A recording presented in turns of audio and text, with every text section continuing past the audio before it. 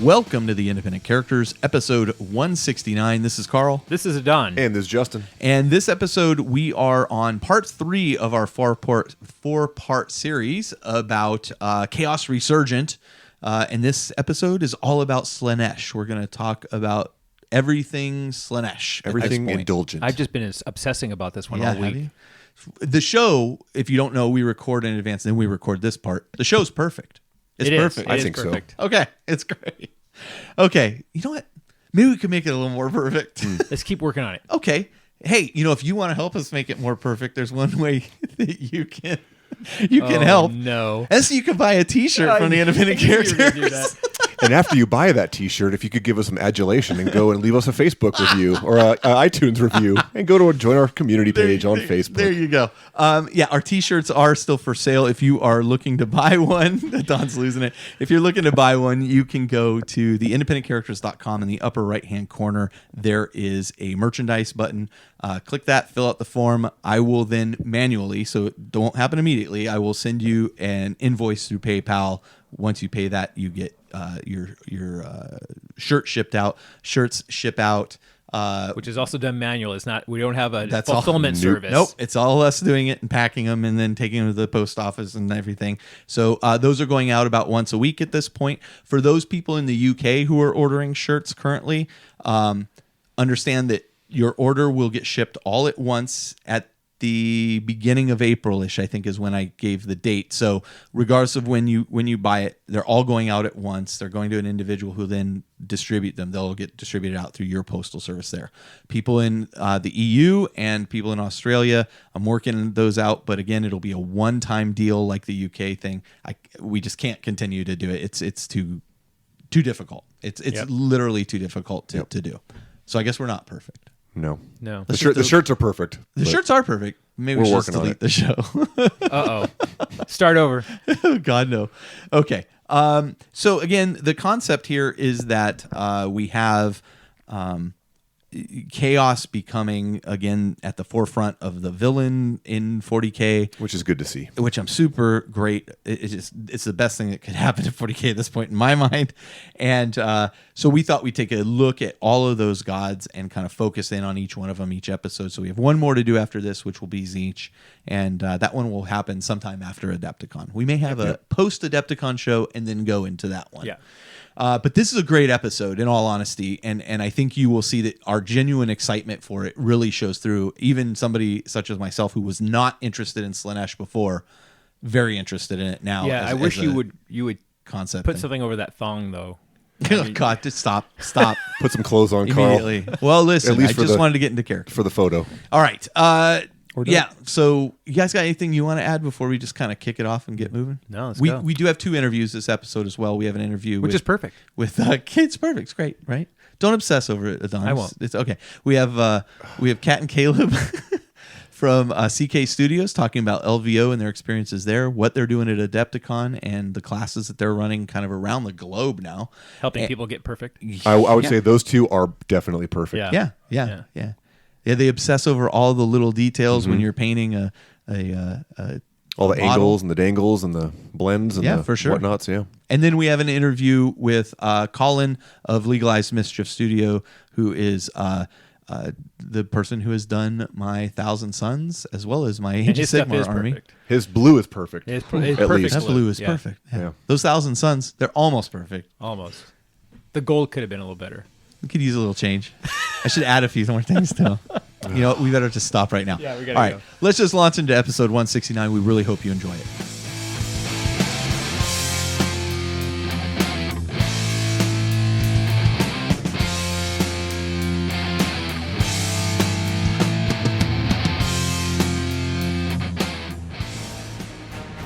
Wargamma.com, where you can get resin terrain, craters, lakes, lava pools, and objectives. Figure bases for all types of models. Character models including Battle Wolf war mounts and spawn seeds. Linked barricades. Choose from one of 6 designs to suit the origins of your army. From Star Pharaoh, Spawn Hive, Mechanoid, Dark Ancients, Dredelian Noble, and Chromag Scrapyard. Linked barricade sets include 12 large shields, which are 2 inches wide, and 4 connecting walls. Cover nearly a 30-inch line. Sets also include a matching multi-gun turret. Wargamma.com. Alternative Battle Miniatures. All right, so as usual, let's kick it off with a bit of hobby progress. So, Don, you have the honor of going first this time. Yes, a bit of hobby progress. That describes my experience quite well. I spent the last week in Washington, D.C. doing stuff for work, which was interesting and I think valuable, but kind of impacts the hobby progress pretty heavily. Wait, well, you didn't bring any sprues to clip in the hotel room? No, that didn't happen. So I spent a lot of time the week before basically going through every single container I owned. I actually posted a suite of pictures about it, going through every single container I owned to find all the different Rhino chassis because I want to, as we did our Q1 goals, vehicles was on my goal list. So I had to locate all the Rhino chassis, and it turns out I have quite a few of them. So I got them all gathered up, and they're all ready to go and start getting sprayed down. So. Are they all current, or do you have like a smattering of first gen? Yeah, I had some first gen stuff, but that stuff got set off to the side for my 30K Alpha Legion army. Oh, cool. I actually used the old gen ones instead of new gens that are made to look like old gens. Right. I just use the old gen ones. I mean, they're a little tiny, but they kind of fit the aesthetic. Yeah, well, I have the little footprint thing on them so that people don't whine about that. So, and then, but I think you've run into one person that has whined about it. And it's scarred you for life. It's been mentioned more than once. And who cares? I know. Whatever. Works both ways. Yeah. And I realized that I have quite a few Rhino chassis. So that's what I did. Okay. Big lot of nothing. Okay. Well, I assembled finally my Orlok gang for Necromunda. I haven't assembled anything from that box set yet, but I actually assembled the Orlok gang because Aaron and I were going to play Necromunda yesterday. Oh, you didn't get around to it, huh? And we never got around to it because by the time I got them all assembled, Colin had come over to drop off stuff, and then Colin sat around and we chatted with Colin for a while, and then we're like, oh, we should get some dinner, and then we were getting dinner, we're like, it's 8:30. All right, we're going to call it. Right. So we came over, talked a little bit more, and then Aaron took off. So we never actually played. But I do have to say, working on those guys and then reading about where Necromunda is going and like how much Forge World is like working on it and developing it, what their plans are, I got more and more interested in it because, first off, I played the old version of Necromunda, so that's not a big deal. But so I mean, the gameplay itself, like I get the concept, of it.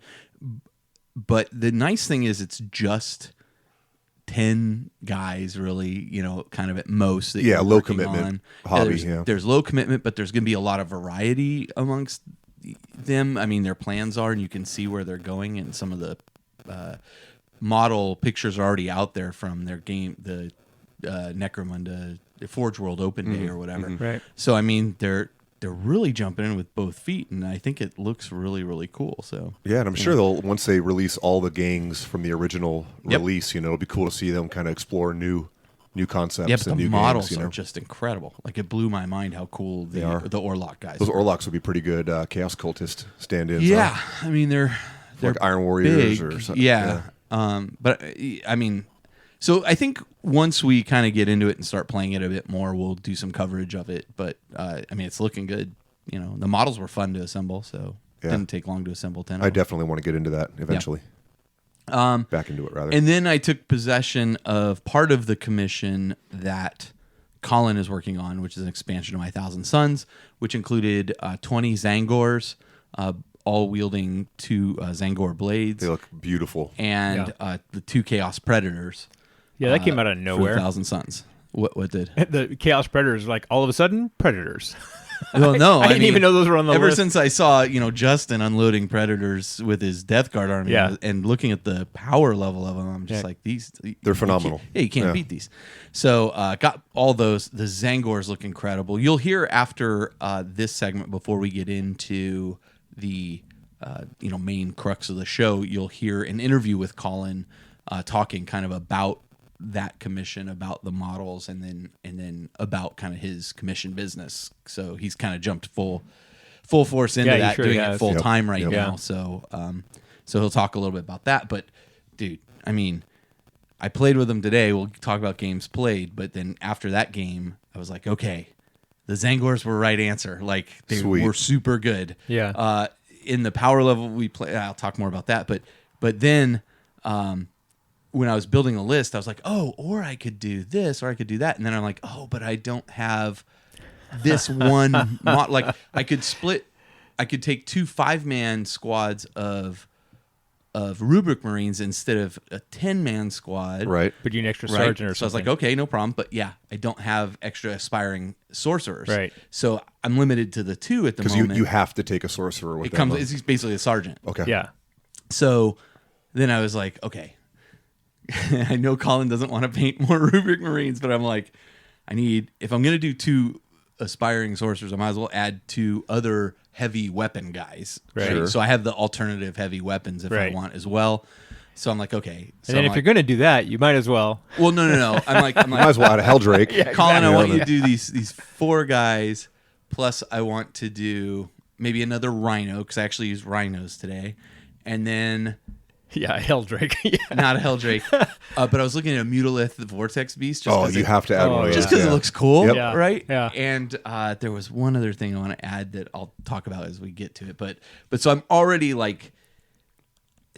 You're already planning the next chunk. Because after playing this game, which I'll talk about in a bit, but I had so much fun today playing it, which was good because I was kind of like Yeah, in you were this not funk. loving it before. Yeah. Yeah, no, it wasn't. I just wasn't loving it. It's just No, like, I mean, the Thousand my, Suns. My focus is on like Dungeons and Dragons recently. Yeah. I'm playing with my kid. Somebody just brought this up on the group, so I just want to touch base on it because he was like, "You're so inspiring. You're always playing. Do you ever feel like you just don't want to go play it?" I'm like, for the last 2 months, honestly, I have been really enjoying D&D with my kid and their friends, and I'm just really enjoying that role-playing thing, which was really my origin in the gaming. And so my mind has been focused on that, and I've just not been able to do hobby stuff. And like 40K, I'm like, yeah, but we got to set up everything. And I'm like, maybe another time. And so playing this game today with Josh was like, got me going again. And I'm like, okay. And I'm like, okay, I'm really loving the Thousand Suns now, especially with the Zangors. I'm like, and the Predators. I'm like, what else can I add to that? Because it's becoming like a much larger force too. That happens. Yeah, I think that was part of it. I think that you weren't enjoying the Thousand Suns the way you thought you were going to, and I think that added to the doldrums. Nope. Nope. That's just how it seemed to me from the outside looking in. That's kind of how I felt. No, totally enjoyed the Thousand Suns, even when they were struggling a bit. Wanted a little more flexibility with them for sure, but I mean, I loved them. I love them thematically. I love everything about them. I was enjoying playing them, even when I was losing. It was fine. That was not. That had zero to do with it. Well, Slaanesh appreciates your obsession with increasing your army. Well, we'll talk about Slaanesh in a little bit, and then we'll talk about Zeech later. But yeah. So anyway, got possession of those things. I have a couple other things that he has. I have a Siren Dreadnought and a Mauler Fiend that he's working on. Yeah, that Dreadnought's looking awesome in those blues. Yeah, and the Really Mauler cool. Fiend too. Like it's just an interesting model because as I looked at it, it's an assault type model, which is great because I could use some more like assaulty stuff. But I'm like, this model's going to really lend itself well to like that blues, and then he's going to do the Chaos Star on the back that all yellow, and then the rest all gold. And I'm like, it's going to just work really well. Totally, I can tell yeah. already. That's cool. And you're going to do one of them? You're not going to do a pair?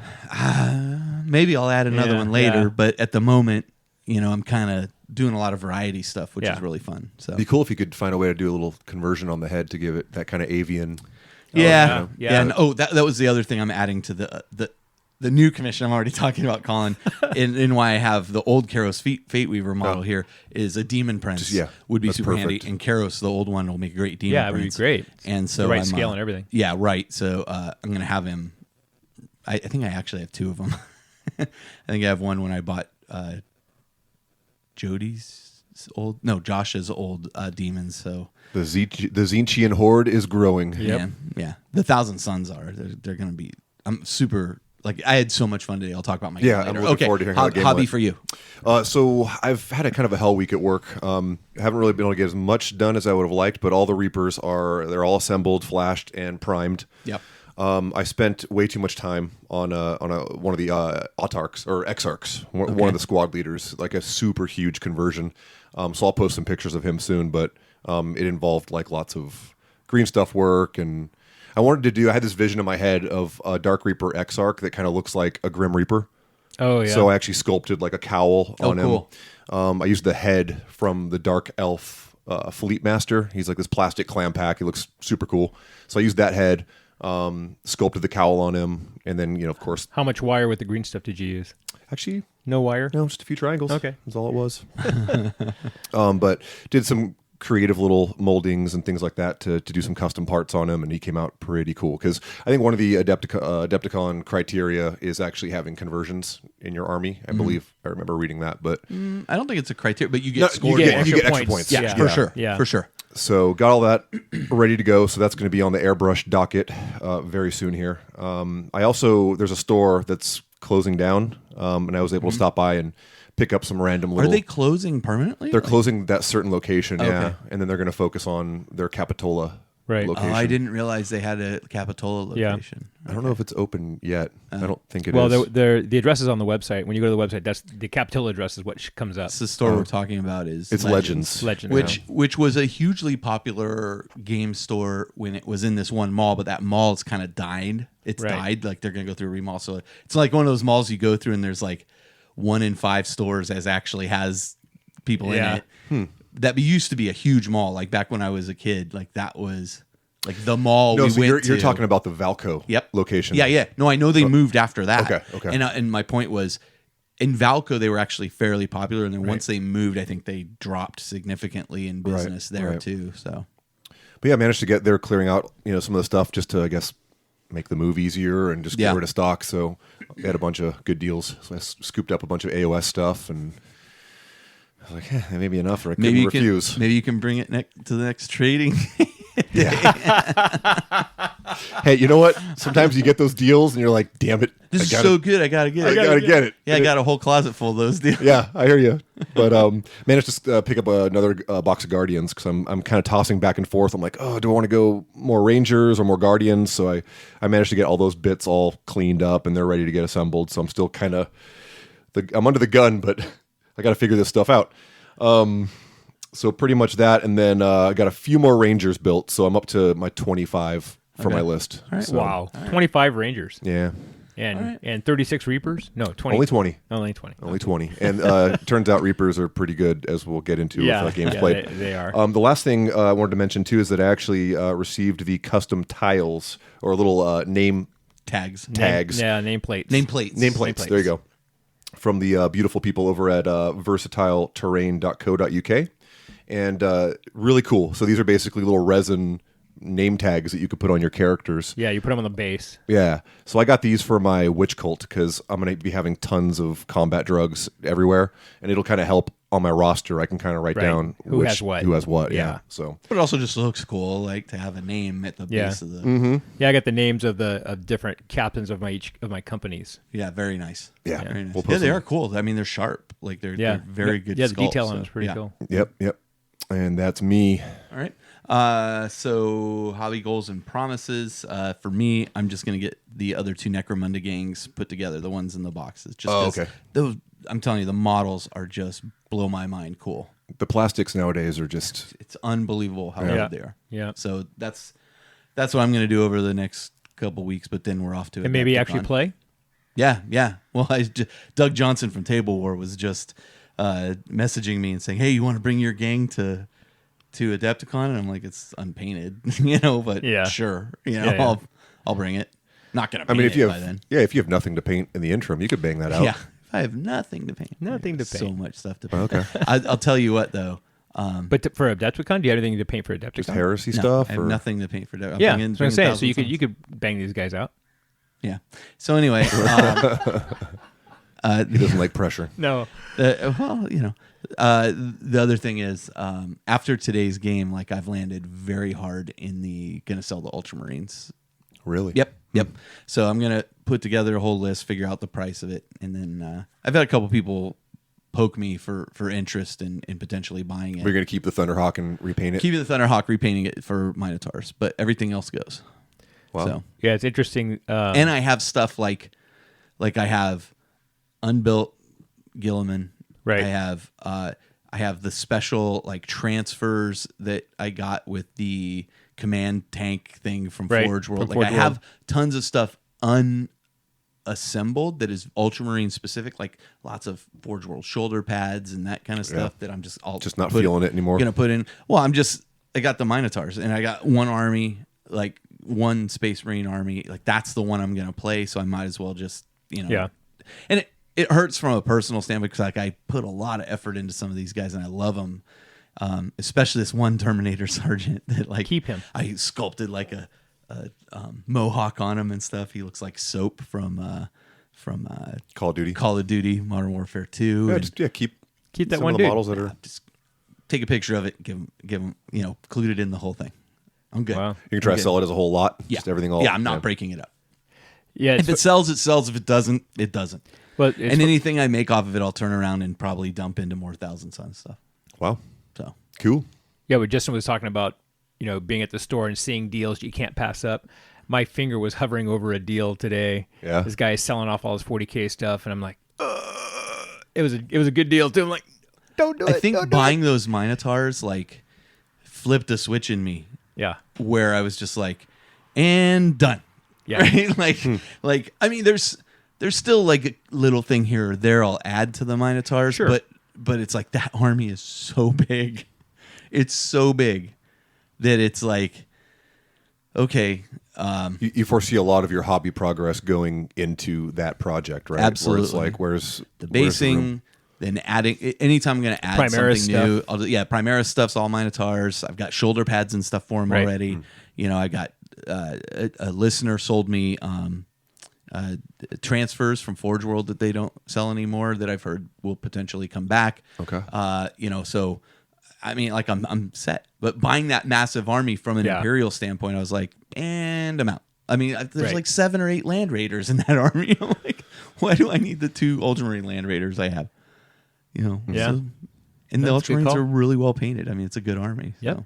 All right. So anyway, that's me. Sorry, didn't mean to tangent there. No, it's Don? it's an important thing to think about, especially as you're moving forward, and it clears out a lot of space in those cabinets. Yep.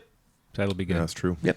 I'm going to be moving on to the next phase of the Rhino work, trying to get everything lined up and prioritized there. And then the main thing I'm going to be doing in the next couple weeks next week and a half is get everything prepped for Adepticon, make sure I got, there's a couple of my guys that their weapons have come off. I need to re-glue them. And Did you get a make sure- VIG pass this year? Yes, I did. I did. Did you? I don't think I did, I don't no. think you did.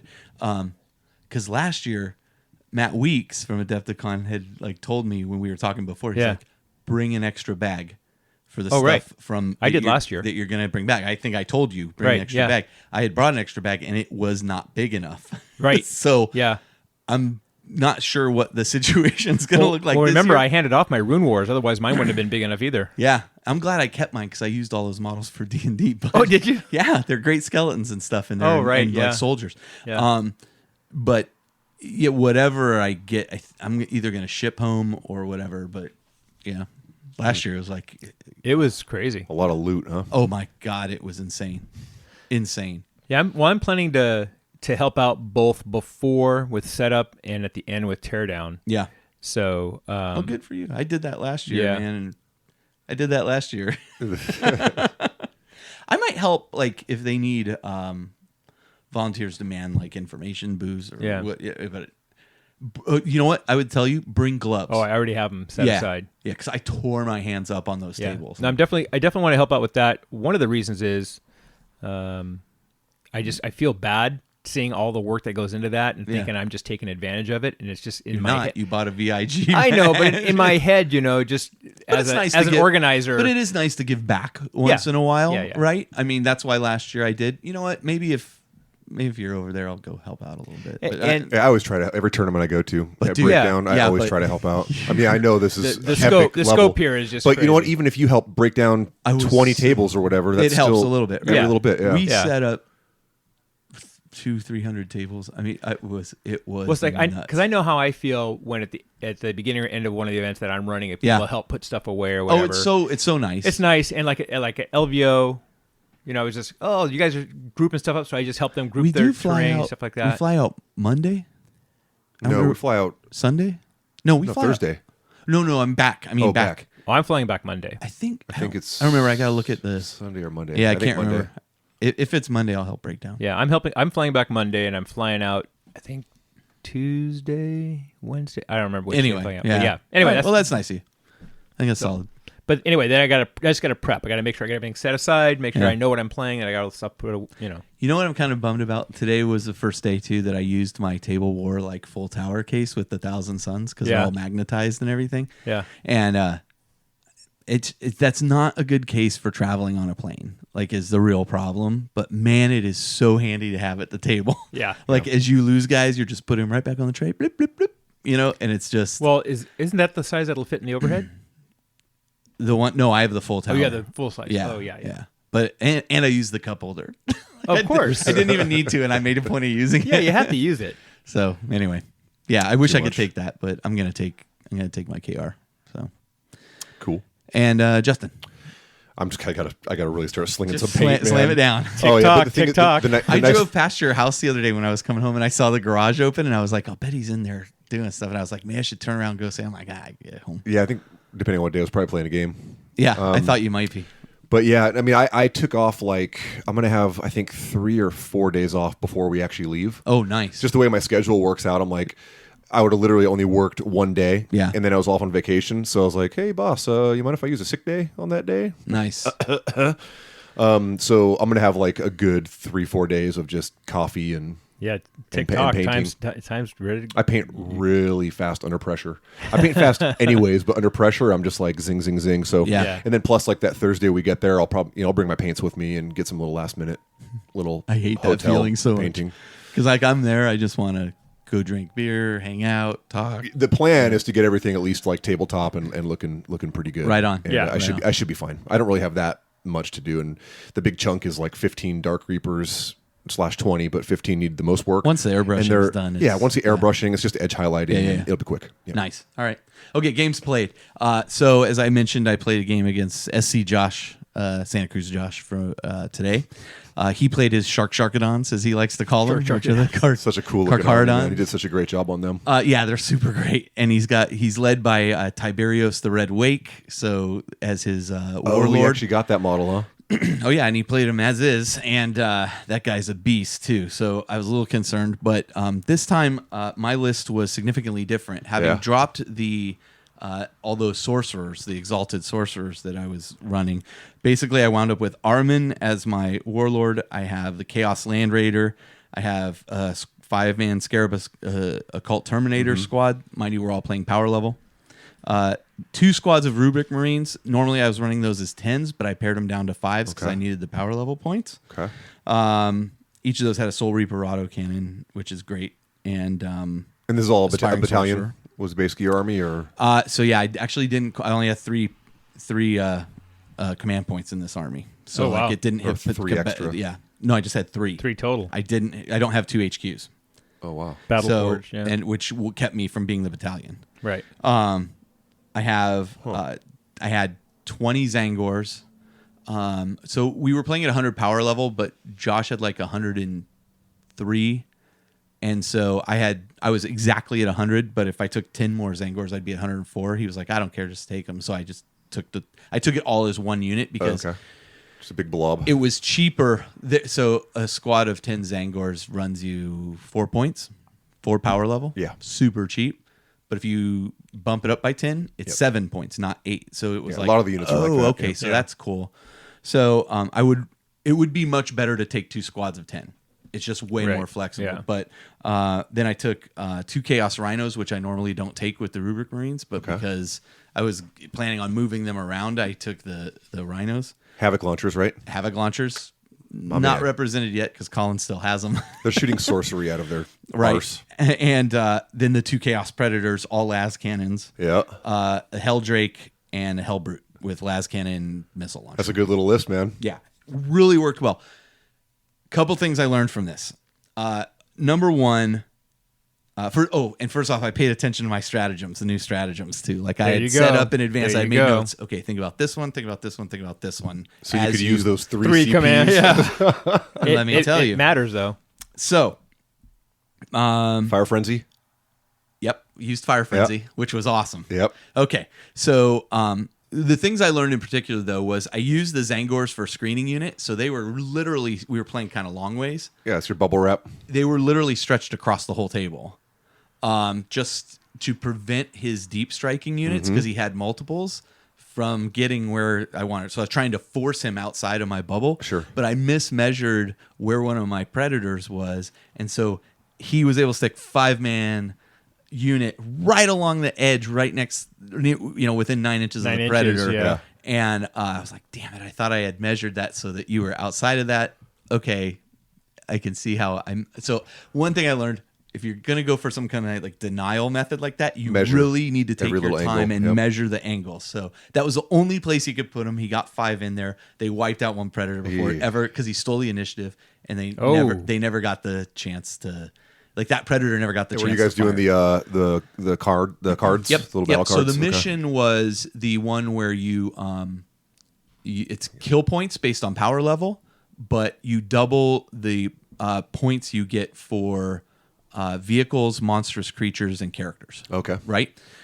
So on his side, he had a land raider, a predator, all las cannon predator. He had a bunch of deep striking units like Stern Guard vets, that kind of stuff. Terminators, like a whole huge squad of Terminators, Tiberius the Red Wake, and a flyer, Storm Talon, and a Dreadnought with twin assault cannons and the missile launcher. Okay. So he got that one group in there. That's the first lesson. Like if you're going to do that denial thing, you got to measure really close because there was just that one spot. It was just like a Melta Stern Guard unit or something, or what? It was Stern Guard or Vanguard. It came in, basically he destroyed it in the assault. He damaged it, but then destroyed it in the assault with a Thunderhammer and stuff. Okay. So took out that. I was like, damn it. And along with that also was a lieutenant, but it had the lieutenant had like a special chapter. He was using Raven Guard chapter tactics because Shark Shargadons are apparently Stealthy. Yeah. And so that thing allows him to move and assault and all kinds of other stuff. Wow. Anyway, Yeah. so he gets in there, takes out the predator. I'm like, oh man, I never even got to fire it. New model syndrome. But I still had one more predator. He fires everything in his predator at my predator, but only causes like 2 wounds. Like he just misses, fails to damage, only causes 2 wounds. Stuff deep strikes in where it can, but it's all in front of the Zangors. He assaults the Zangors from 2 different lines. There was an interesting rule, and I'm hoping we played this right, where the Zangors are spread out in a long line, right? When you consolidate at the end of the combat phase, when you consolidate, it says you have to consolidate towards the closest enemy unit. Right. But if you're spread out like that, that means I can't even consolidate the whole line towards the one side that was like, so like, Tiberius kills a bunch of stuff, but then he's out of combat, right? Because he killed so much, he was effectively out of. I think made it. You made it in turn combat. 1, huh? Yeah, so he's effectively out of combat. He deep strikes. I take it. Yeah. Wow. Then, another squad is fighting the Zangors at the other end. They don't wipe out nearly as much. The Zangors are actually pretty badass. Like they're like 5+ invuln. They're 4 weapons skill, they're 4 toughness. They're weapons, they're 2 weapons, so they're 2 attacks. The twist we had was everything got +1 attack. Ooh. So now the Zangors are 3 attacks at -1 AP. Oh yeah, -1 rend. Yeah, because of the big axes. Because of the 2 Zangor blades. Okay. So anyway, long story short, when I go to consolidate, I can't consolidate away from Tiberius because he's the closest ones to these units that. But I these thought you said that models he. that I thought you said that he was killed out of enough combat. to be out of combat. Yeah, but it doesn't matter what the rule says, and maybe I'm doing it wrong. But what the rule specifically says is, when you go to consolidate, you have to consolidate towards the closest enemy unit. Right, but I would argue thought- that the one that they're engaged with is the closest enemy Now, unit. as I'm saying it out loud, I bet they're the closest enemy unit to the unit. Right, to the unit. Not the model. And Right. yeah, okay. So I did that wrong. Anyway, they stayed spread out lengthwise. Okay. Right? which actually And ended up. you don't have to move them if you don't You want don't have to. Yeah. It actually ended up helping that they were spread out that long anyway. But I would have loved to have consolidated them in further and wipe out that other unit. But you actually, I screwed that up. Okay, that's okay. All right. Anyway, Get on to this next little note in your line. Yeah. Okay. This looks. I want to see that. So here's that comes a little bit later. But Okay. here's what happens. So then my turn. This is still turn one. I'm like, okay, my predator opens up at your predator. 2 hits go through, double sixes. Ooh. Predator explodes. I'm like, nice. Hey, One yo. shot. I was stoked. Like took out your predator. And did it blow up? Oh yeah, and it exploded. Oh. But it didn't matter. There was nothing around it. But just the satisfaction. I know, of yeah, that it feels was great. good. So okay, I'm like, yeah, that was like awesome. I'm super happy with the way this predator. He unloads all this stuff into my Land Raider, knocks my Land Raider down like 6 points. Like it was smart. And what I should have done was focus on his Land Raider, because the Land Raider is worth double points. It's a 19 power level model. Right. Plus you get extra because it's a vehicle. Yeah. So that's 38 points right Right. there. Wow. Like that's a big chunk of points. So You mean he was he's actually playing the focusing- mission? He's focusing. Well, I am too, but he's focusing everything on that, and I think that was Yeah. probably the better gamble. Yeah. So then what happens is the game progresses. We only make it to round 3 before the game's over, and basically what happens is at one point he's like, "Oh yeah, Tiberius the Red Wake is out here." I lose a bunch of those Zangors to leadership tests because just so many died. Yeah. Tiberius the Red Wake is going to assault my Hellbrute. And I'm like, what's going to happen is he's going to assault. I'm going to Overwatch, and I'm going to blow his head off on Overwatch. And he's like, oh, yeah. He assaults in. I Overwatch. There's the 6 with the las cannon. There's the 6 with the wound. He fails to save. Boom. Took Tiberius Last right cannon out. to the On face. Overwatch. Right on Overwatch. And Oh he's like, my you called it goodness. 45 minutes ago. I'm like, Zeech, man. I can tell the future. And so then it comes to the last round. We know it's the last round. He charges his Dreadnought into my Land Raider that only has 1 wound left. The Land Raider only has 1 wound on it. Okay.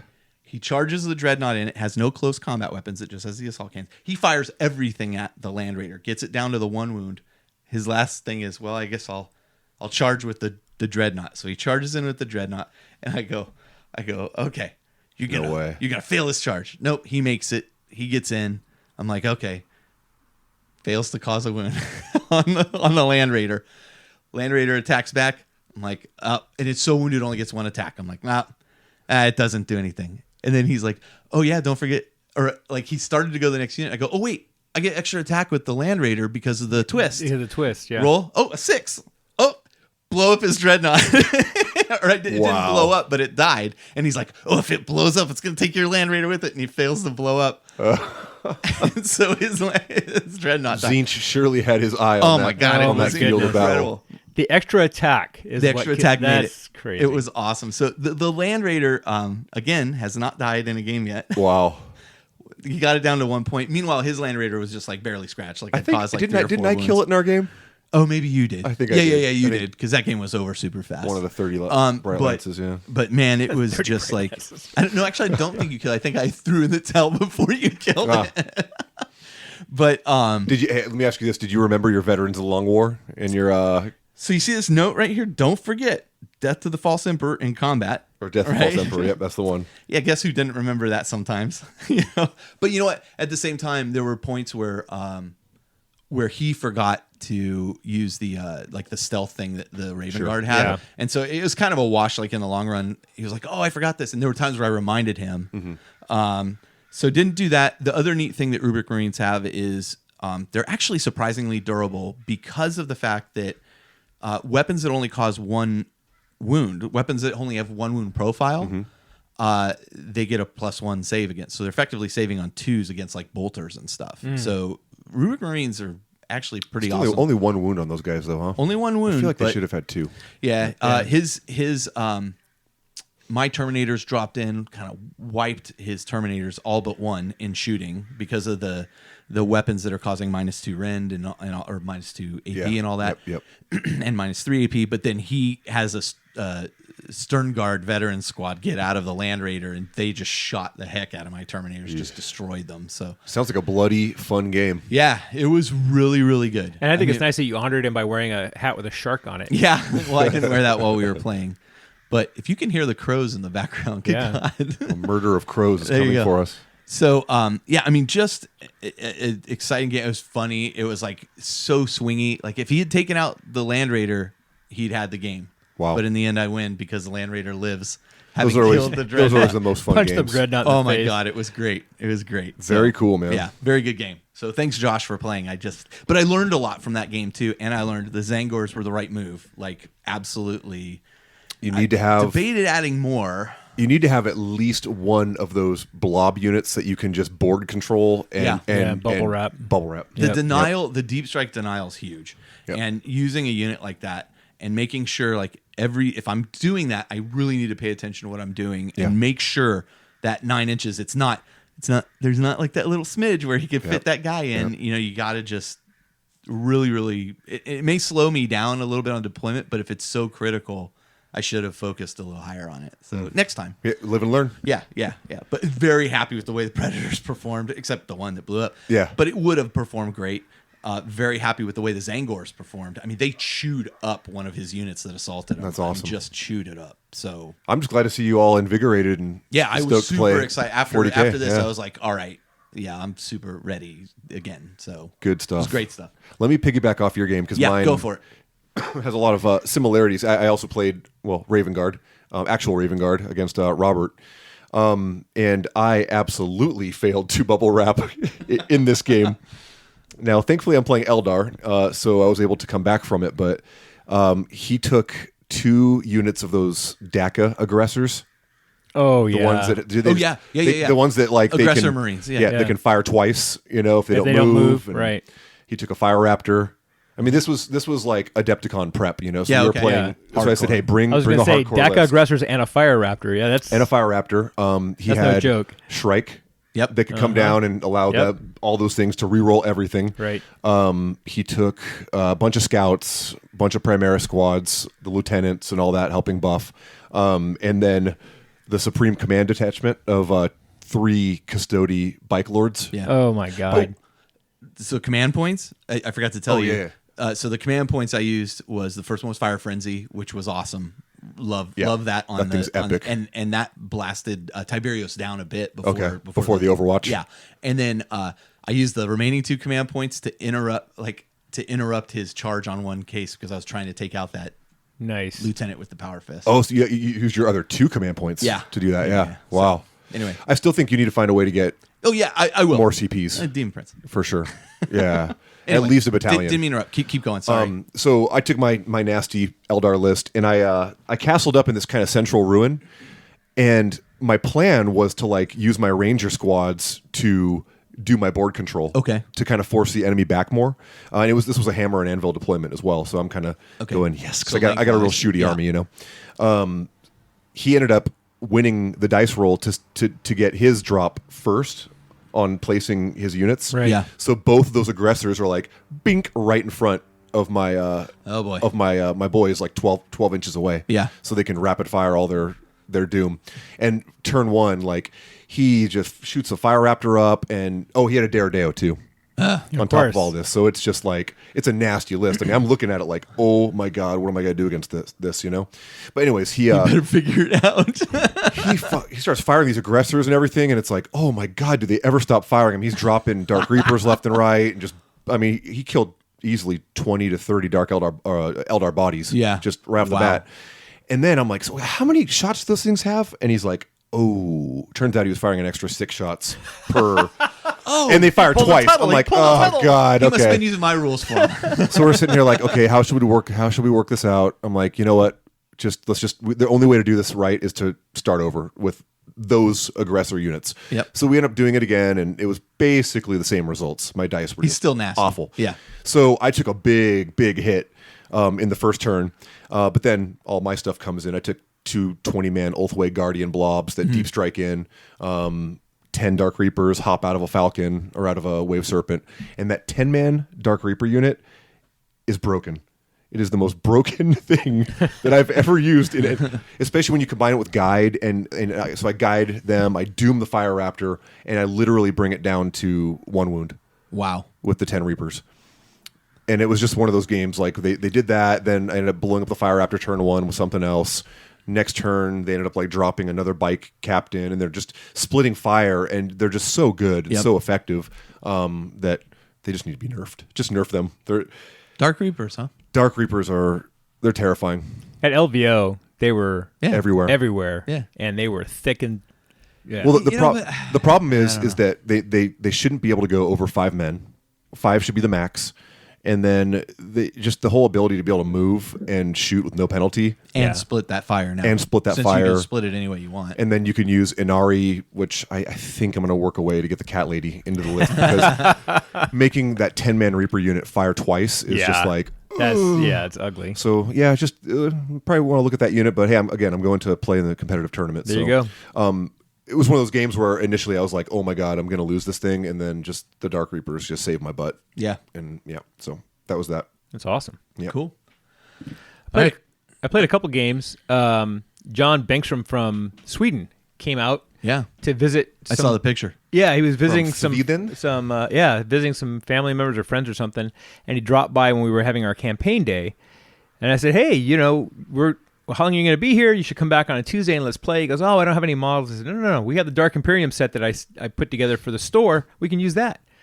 He's like, oh, all right. So he came back and we played a game. That's awesome. Using the Dark Imperium set and... Just the full set on both sides? Yeah. Well, yeah. Yeah, we used a mission that we were using from the campaign.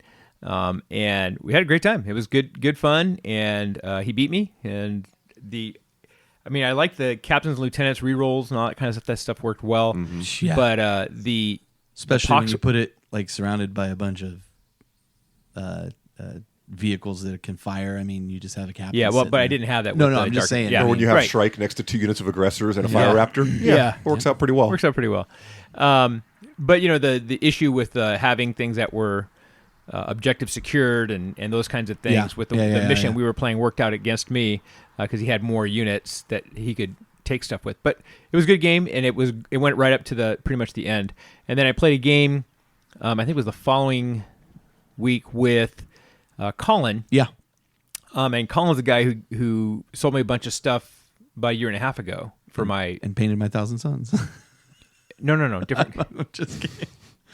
Different Colin. Didn't Anyway, mean to cause confusion there. Different Colin. Yes, different Colin. He's North Bay Colin. Not Legalized Mischief Colin. Not Right. South Bay Colin, yeah.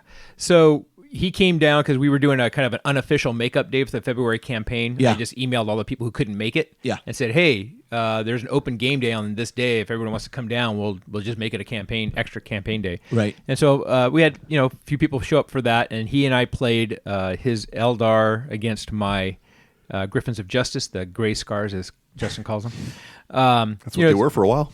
It's basically my travel army. Yeah, because it fits in one case. Yeah, it fits in one case. And we used the campaign mission, and lots of fun. I was able to pull that one out, and we had a nice game. Got the Book of Grudges in both of those games, and so I've got more entries in my Book of Grudges. I saw that in the store that was closing down the other day. I'm like, I should It's buy, actually I should really buy this. like it's neat quality. look. It's a quality product. Yeah, and they have another journal. It's just like a generic journal that's 40K themed. So if you don't want to get something that's specific to just games, right, you could just get the regular journal and use that instead for whatever for the book, your Book of Grudges, or for writing down notes from lists or whatever you wanted girls' to do. phone numbers, whatever. Yeah, whatever. It's hard to keep track of all those. I know. My wife carries a gun. I won't be doing that.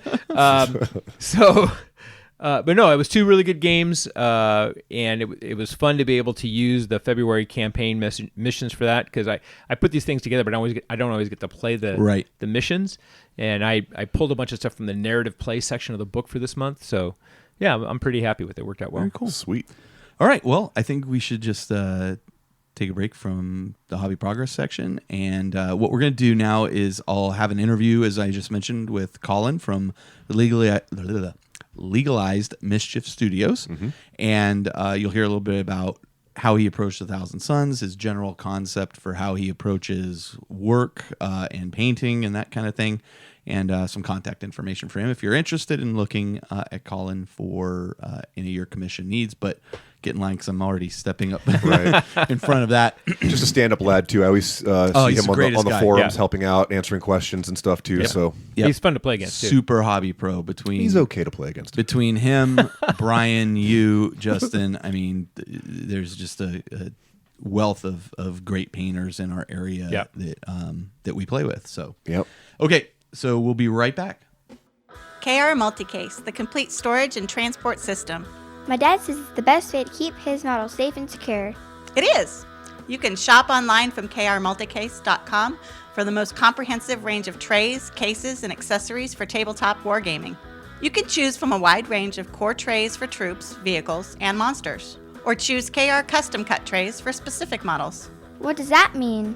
It means you can use the KR Custom Tray Creator to define your own personal trays for your army, and use the Tray Selector app to help fill your case.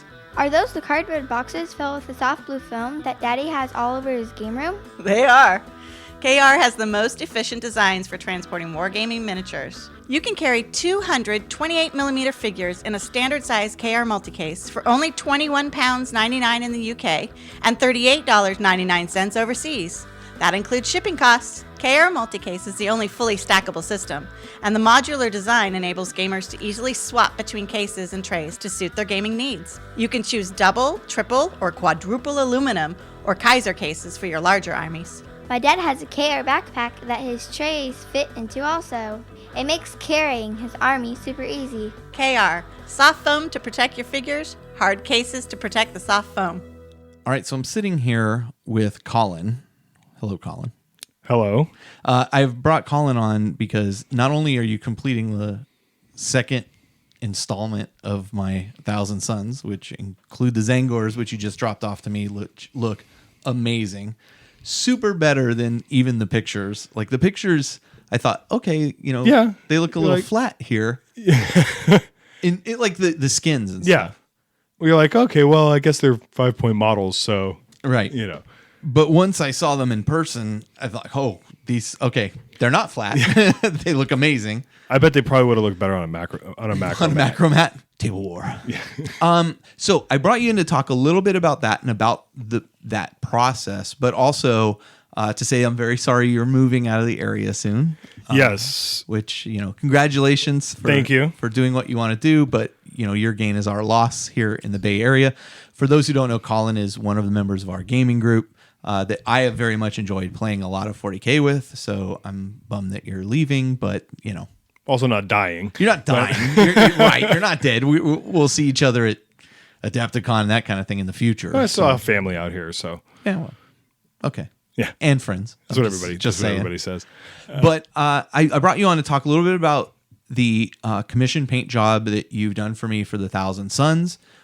In addition to kind of opening up just the doors to your commission paint job service, which you're kind of jumping both feet into right now, yes, full time. Yes. So let's first talk about the 1,000 Suns. So almost a year ago, I had you do a 1,000 Suns commission for like 20 Rubric Marines. Was that a year ago? It feels like almost a year ago. Wow. Now. 20, it's probably like 9 to 10 months, but 20 Rubric Marines. What else did we have in that?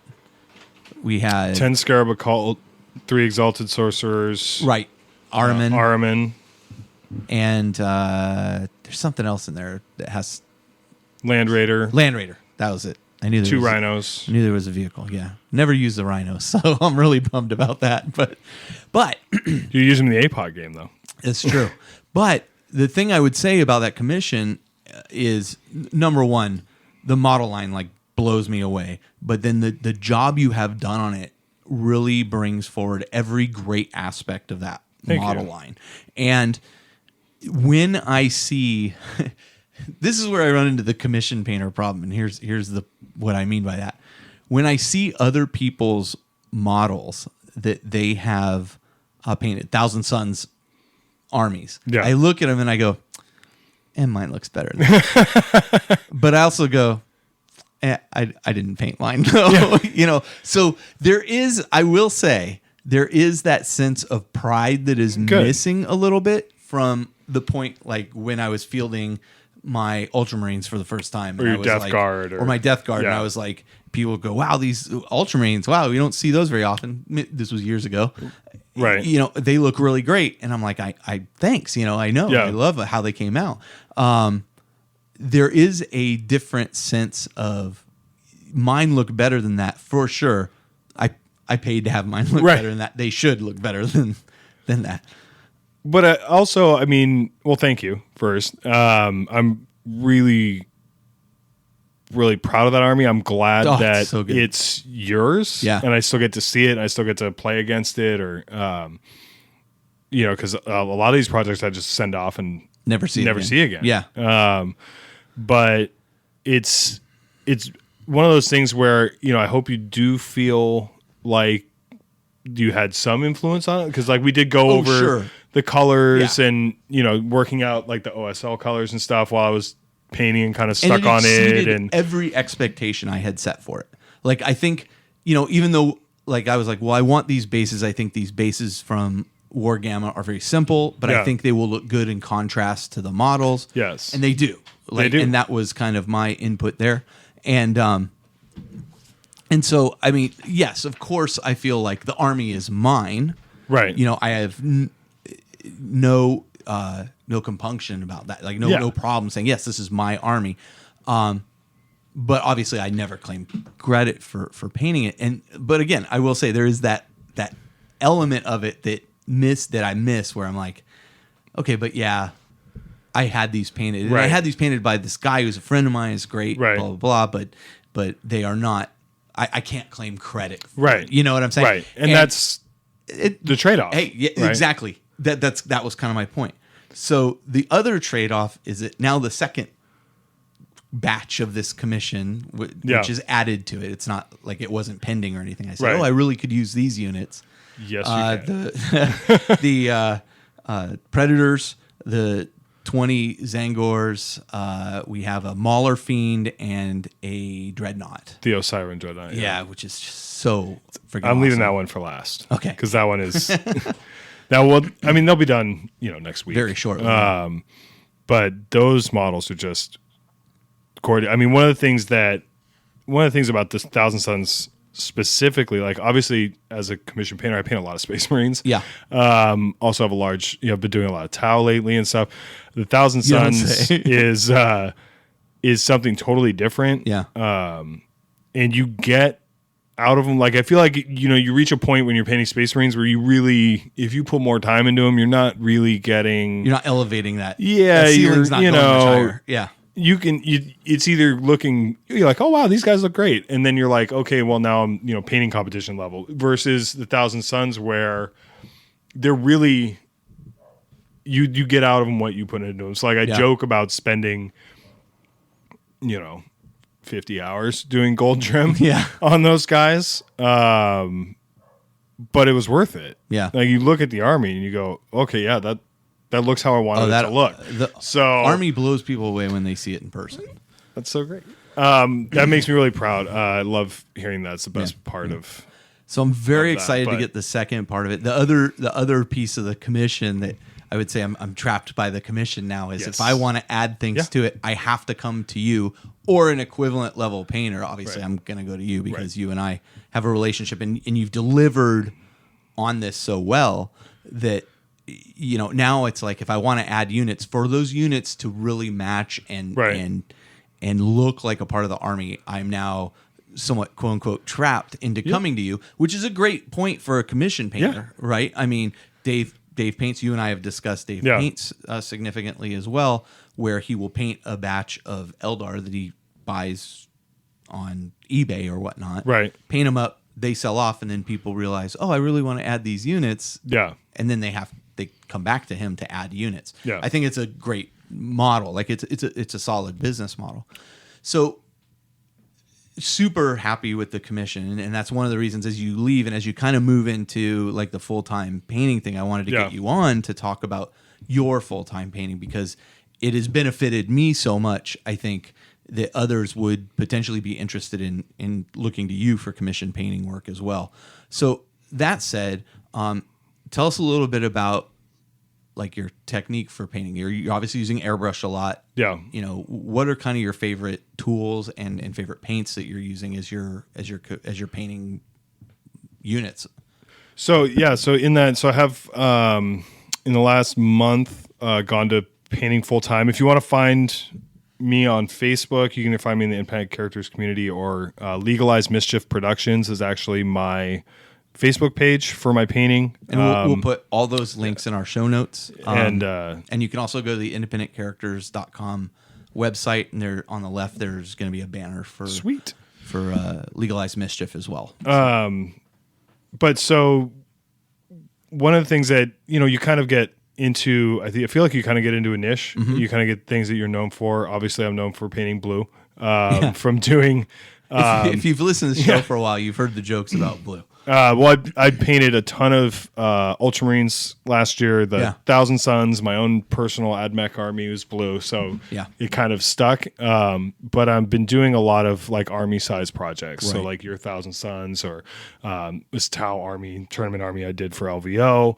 I have a Horus Heresy Blood Angel army coming up. Not blue, nor not was the blue. Tau. No, so I'm trying to branch out.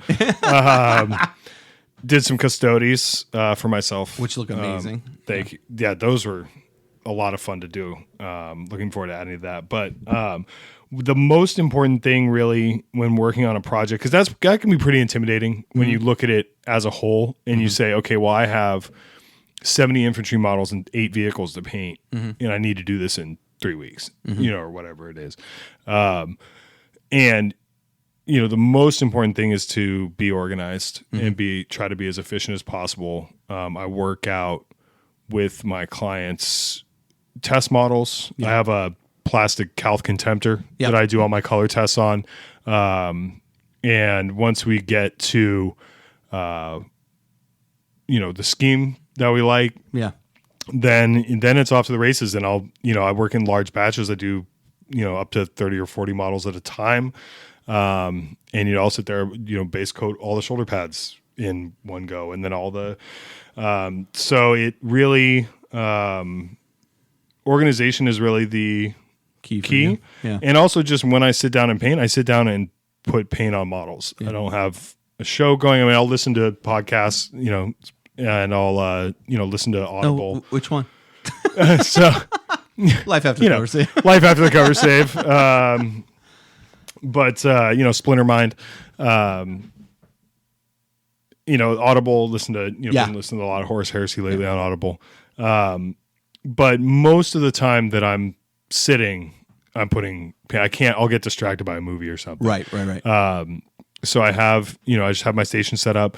As far as paints, I use a really wide range of paints, mostly based on the color that I want. Yeah. So like if the color that I want isn't in GW, I'll look to Vallejo, I'll look to Scale 75, I'll look to AK just released a few different lines of paints that are amazing.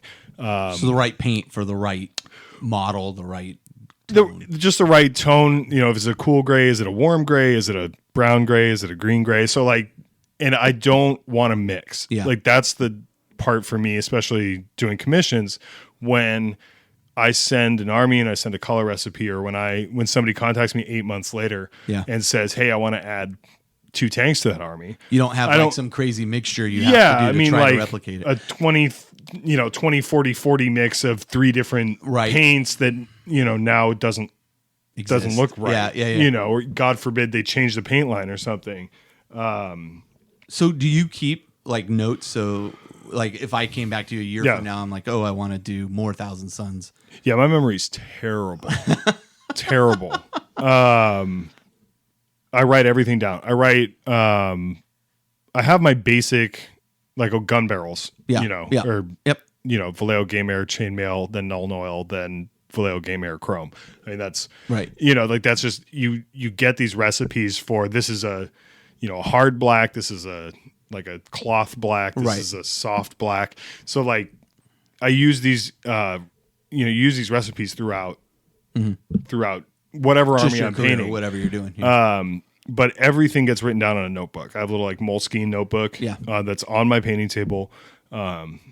Every recipe gets written down in there. Yeah. And that way I'm able to go back, and even if it's not the same project, even if I'm just like, oh, I really like how I did, the what's that yellow from the banding on the Thousand Suns, Right. So I can go back and say, or how did I do that gem color on my Eldar army, Right. Was it Sotek green? Was it Right. What was it? Cabalite green? So I can go back and say, oh, okay, well this is the 4 steps for that for glow that effect or whatever. Yeah, exactly. Yeah. Exactly. Okay. So you kind of preempted it, but people looking for your service can go to Legalized Mischief Productions on on Facebook. Or at Legalized Mischief on Instagram. But I would say I've kind of specialized in large projects, army projects. But I also happy to talk about any. You've done large project. models like Titans, that kind of thing as well. So just finished up, a glaive. Yeah. Space Wolf Legion glaive. That was a ton of fun to do. That will, of course, lead to another army. But that was a one-off. Project. It came out amazing, by the way. I'm in love and couldn't be happier with it. So, so people can reach out to you there. Yeah. Now, this is of course the $1 million question, right? What are the prices? And usually it's going to vary based on what you're painting, right? Yes. Yeah, it can vary. I don't really do different levels. Right. So I don't do tabletop. Yeah. So some just people will 3 have color. I do, basic level, advanced level. Level 2, level 3. Show quality. So I level. tried to do that when I started commission painting about 3 years ago. Okay. I tried to do that, and I couldn't really stop at tabletop because I just didn't like how it looked. So I would underquote and overpaint, and that wasn't a good business model. No. So the first models you painted for me, to be fair, you painted them. I said, Colin, you are not charging enough for this. And I mean, you and Austin was actually my first client. as a customer of yours, like I should just be like, okay, I'll take whatever. But I felt like, Colin, you're charging way too little for what you're doing here, because we should mention you also painted my Age of Sigmar fantasy army, which is amazing looking too. So that was a cool that was a fun that project. Was a cool project. I really like that one, Archeon especially. But Austin, who actually introduced me to G3 and Fault Line and everything, which is how we met. He was my first client from DACA, and he just happened to be local, which is kind of a crazy story. But his Space Wolves, I think, was like $10 a model or something and they like look that. Amazing. And it was like way undercharged for that. And now Austin is like painting his own stuff. Yeah, well, I encouraged him to learn how to use his airbrush, and that was a mistake because I lost my number one client at the time. But his stuff looks just incredible. I mean, this tower. I've never seen anybody pick it up so fast. Yeah, his tower. His tower army just looks. He's got like 10,000 points of tower now or something. Insane. But when you're not painting other people's stuff, that's what you do. Yeah, yeah. But price. So then I started looking at pricing sheets, and I was like, okay, well, I'm painting probably level 3 or I don't know. It's like a high gaming standard, I guess you could say, and then with more emphasis on character models and large models and stuff like that. So definitely not the most budget friendly. But I would say, listen, this is what I would say. I would say it's reasonable for what you are getting as a result. I think so. So I think the reality is people should reach out to you. Yeah. You guys discuss what the project is, and then you give them a quote. You are, fortunately for you, unfortunately for me as the customer review, you are not under. I don't think you're underpricing anymore. I think you're right in the right ballpark to be perfect. I think so too. I think even when it is, I feel like I'm like, that seems a little high, but I know how long it's going to take me to paint it. And I know that's what it boils down to, right? Like, what is your out? I can't tell you how many commission painters. The key to commission painting, and you, Dave, paints, several commission painters that I've worked with, Caleb, all these guys. The key is being able to do good work fast. And because when you break it down to what you are making per hour, it's often below minimum wage unless you are fast and good. Yeah. And, so. Yeah, I try to cruise between $10 and $15 an hour. Yeah. And I think that's a painting very reasonable. And that's painting 11 hours. I mean, I paint like 11 hours a day. Yeah. I paint all day. And then I paint after the kids go to sleep. So, and I love it. I mean, I'm fortunate that I get to be able to do that. Yeah, we also sure. live in California, so the weather allows even if the cost of living doesn't. Yeah. but no. So I think my clients that you get what you pay for. Yep. It's like a tattoo. Completely. You get what you pay for. Says the guy covered in tattoos. Right. Yeah. But I love talking about the hobby. I love talking about projects. Even if, I have people message me and say, okay, well, I'm thinking about doing this next year, or thinking about doing this, in the winter or whatever. Yeah. I'm always happy to talk about it. It's something I really enjoy. It's just another aspect of the hobby for me. And there's just so many great model lines coming out now, and so many great expansions coming out for Necromunda and 40K. Yeah. And we were just looking at Necromunda. Yeah, I mean, it's a really exciting time to be in the hobby. And one of the things I love about doing this is that I get to do a lot of different projects that I would never do for myself. Yeah. I would never paint Thousand Suns voluntarily. Right. I mean, but now I get to point to this and say, hey, this is like, I did this. I painted that army, and it looks really good. So let me ask you one more question before we kind of wrap up. Yeah. And that question is, have you ever done a commission job for somebody and had that person be unsatisfied with the results?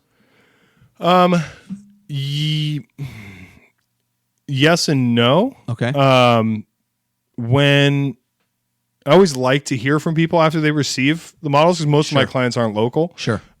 So I've had, people pay and then pay return shipping, and I ship them off, and then I never hear from them again. So then I'm always kind of wondering, like, okay. You were saying one of the things is you were handing me the Zangors, and I got excited about them. That's one of the things that you really like, is being able to see that people are excited about what they got. Yeah, and it's not from a place. It's not from a place of ego where it's like, no. Give me all this adulation. It's like it's that satisfaction of. Yeah, you don't want to deliver something and have somebody be disappointed in it. No, not at all. And one of the things that I think, one of the reasons why I haven't really ever had that problem is that I communicate a lot while I'm painting. I send a lot of work in progress. I send a lot of pictures of, hey, this is what I'm doing. Hey, what color do you think? Are you thinking for eye lenses? Or hey, what, this doesn't look right. What's your thoughts on this? Right.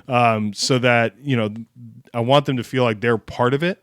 That there's no surprises, right? No surprises, but also that they feel like they're part of the process, so that when they do get the army, they do have that little sense of ownership. Or even though I painted it, like, it's still their vision. Yep. It's still their army. Yeah. I just executed it for them. Yeah, I mean, when we talked about the Thousand Suns, for example, like, we looked at other pictures of people who had painted of Thousand Suns, and I said, I really want to go for a lighter blue. Yeah. Originally, do we want to go dark blue? Do we want to go light blue? And I'm really glad the direction we went. It's going to be like a purple blue. It's going to be like a green, like a light green. So, like, it's important for me that they feel like they're part of the process. And what I always tell people is that, look, it's your army.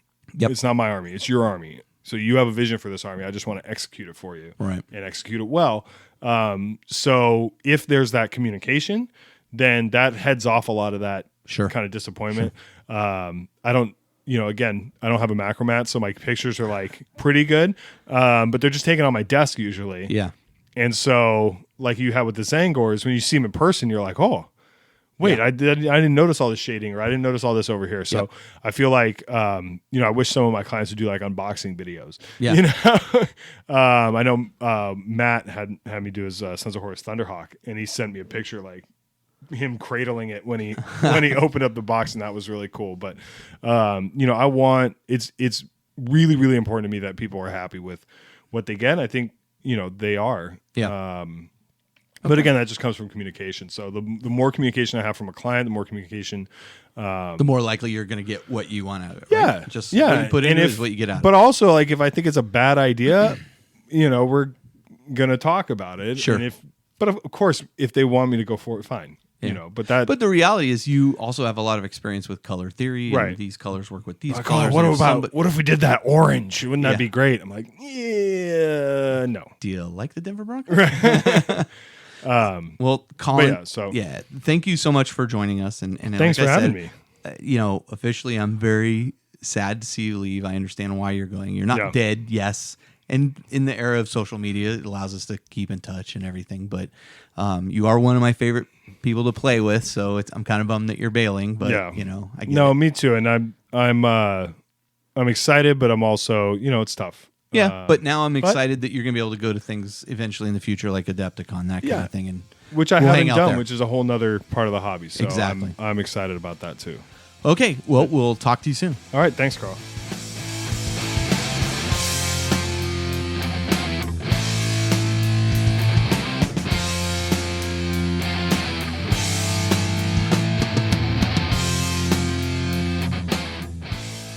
All right, and we are back, and this is part 3 of our 4-part series, looking deeply into all of the various chaos gods.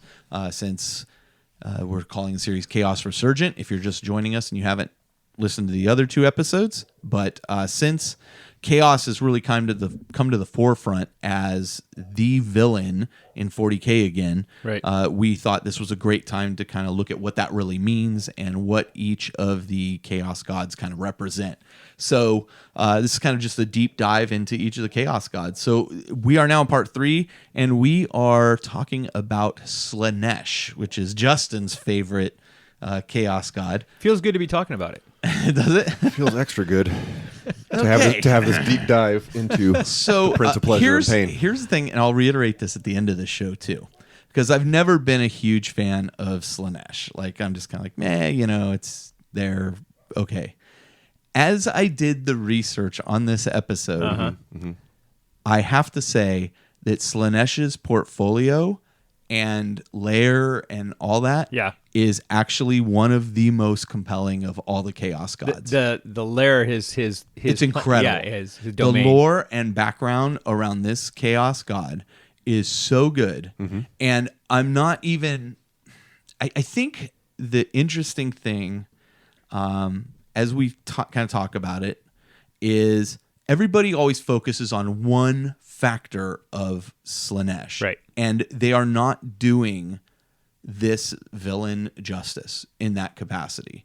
And we'll talk about what that is kind of at the end and stuff. I don't want to, come to all the spoilers here, but the reality is, as I read through this, I find this background and lore more compelling than Khorne and more compelling than Nurgle. Absolutely. I agree feel with the same that. way.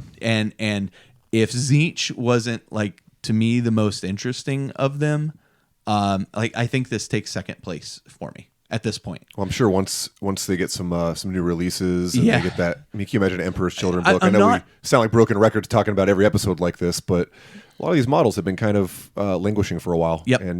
And the lore can be even more flushed out with new units and new characters and things like that. I don't know that I would actually play this army. Certainly not as it is right now. Right. And this is kind of precursor to everything we're about to talk about. But lore wise and everything, I came out of all the research that we did going, I have a new appreciation for this chaos god. Right. That's awesome. Whereas before it was kind of at the bottom of my list, I'm definitely like, this is impressive.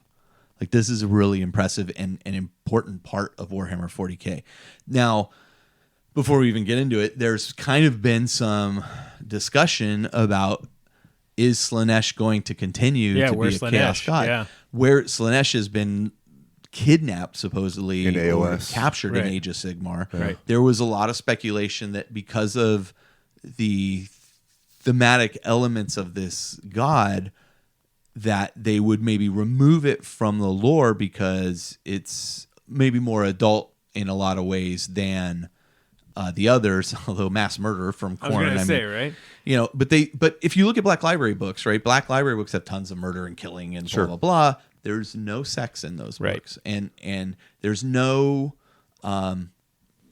drug use really so much in those books. Like, they steer kind of around it. There's the Dark Eldar thing they talk a little bit about, but it's to the periphery.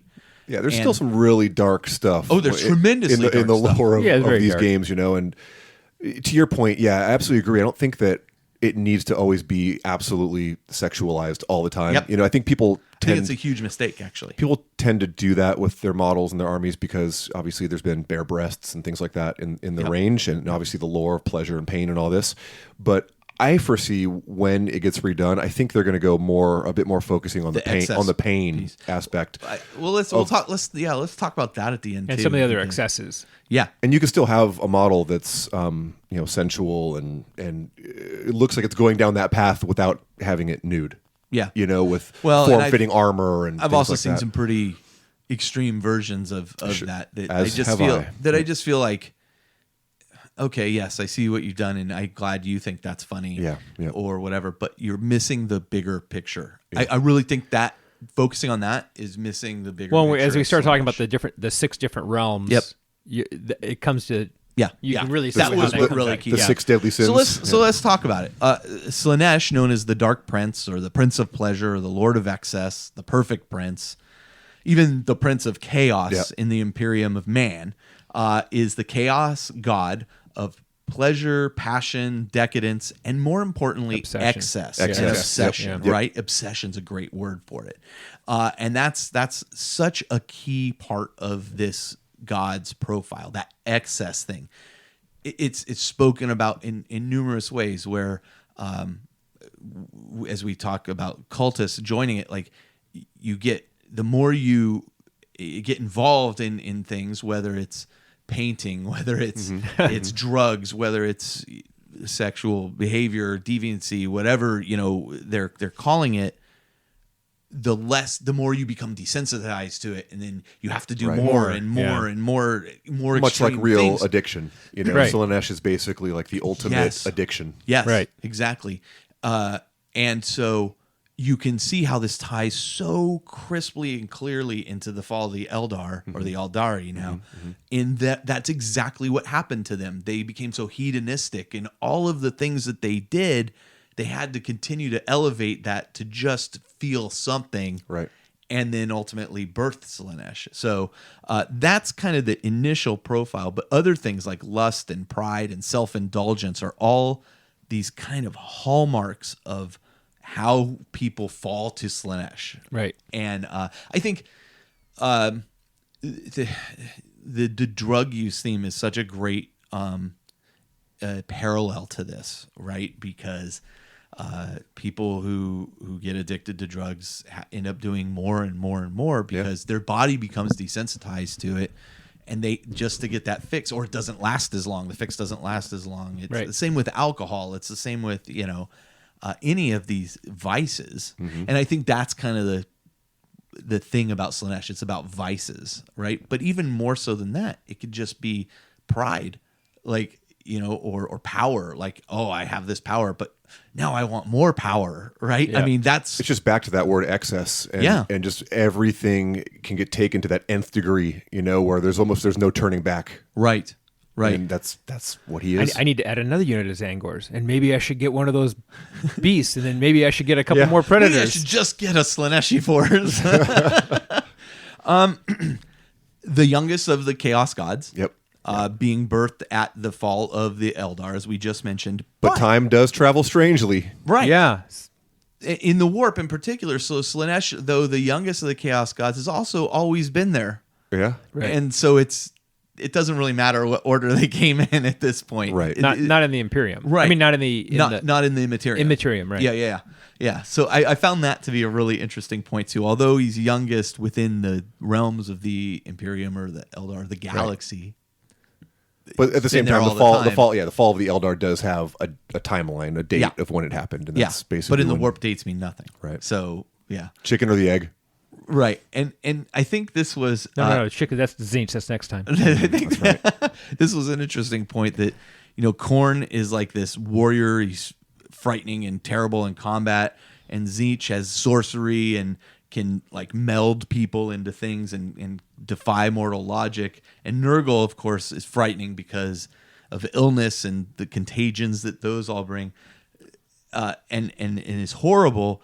Like Slaanesh is like if you see Slaanesh, he or she or it is like defies comprehension in how beautiful it is. Right, just divinely beautiful. It's like the eye of the beholder thing, you know. Whoever looks at this deity sees what he wants to see, basically. Yeah, exactly. Yeah. Which is crazy because all the models are like horrifying looking. You know, to be perfectly honest, the models are pretty horrifying. If you saw a representation of that in real life, you would think that. But in a lot of the lore, it's always just like a glamour. Yep. You know, like people will see these beautiful women walking towards them, and those are actually really demonettes just under a guise. Right. Yep. So in physical form, Slaanesh is basically perfection. It's exactly as you just said, Justin. What you want to see, but it's a long-limbed, androgynous figure that's haunting and frighteningly beautiful.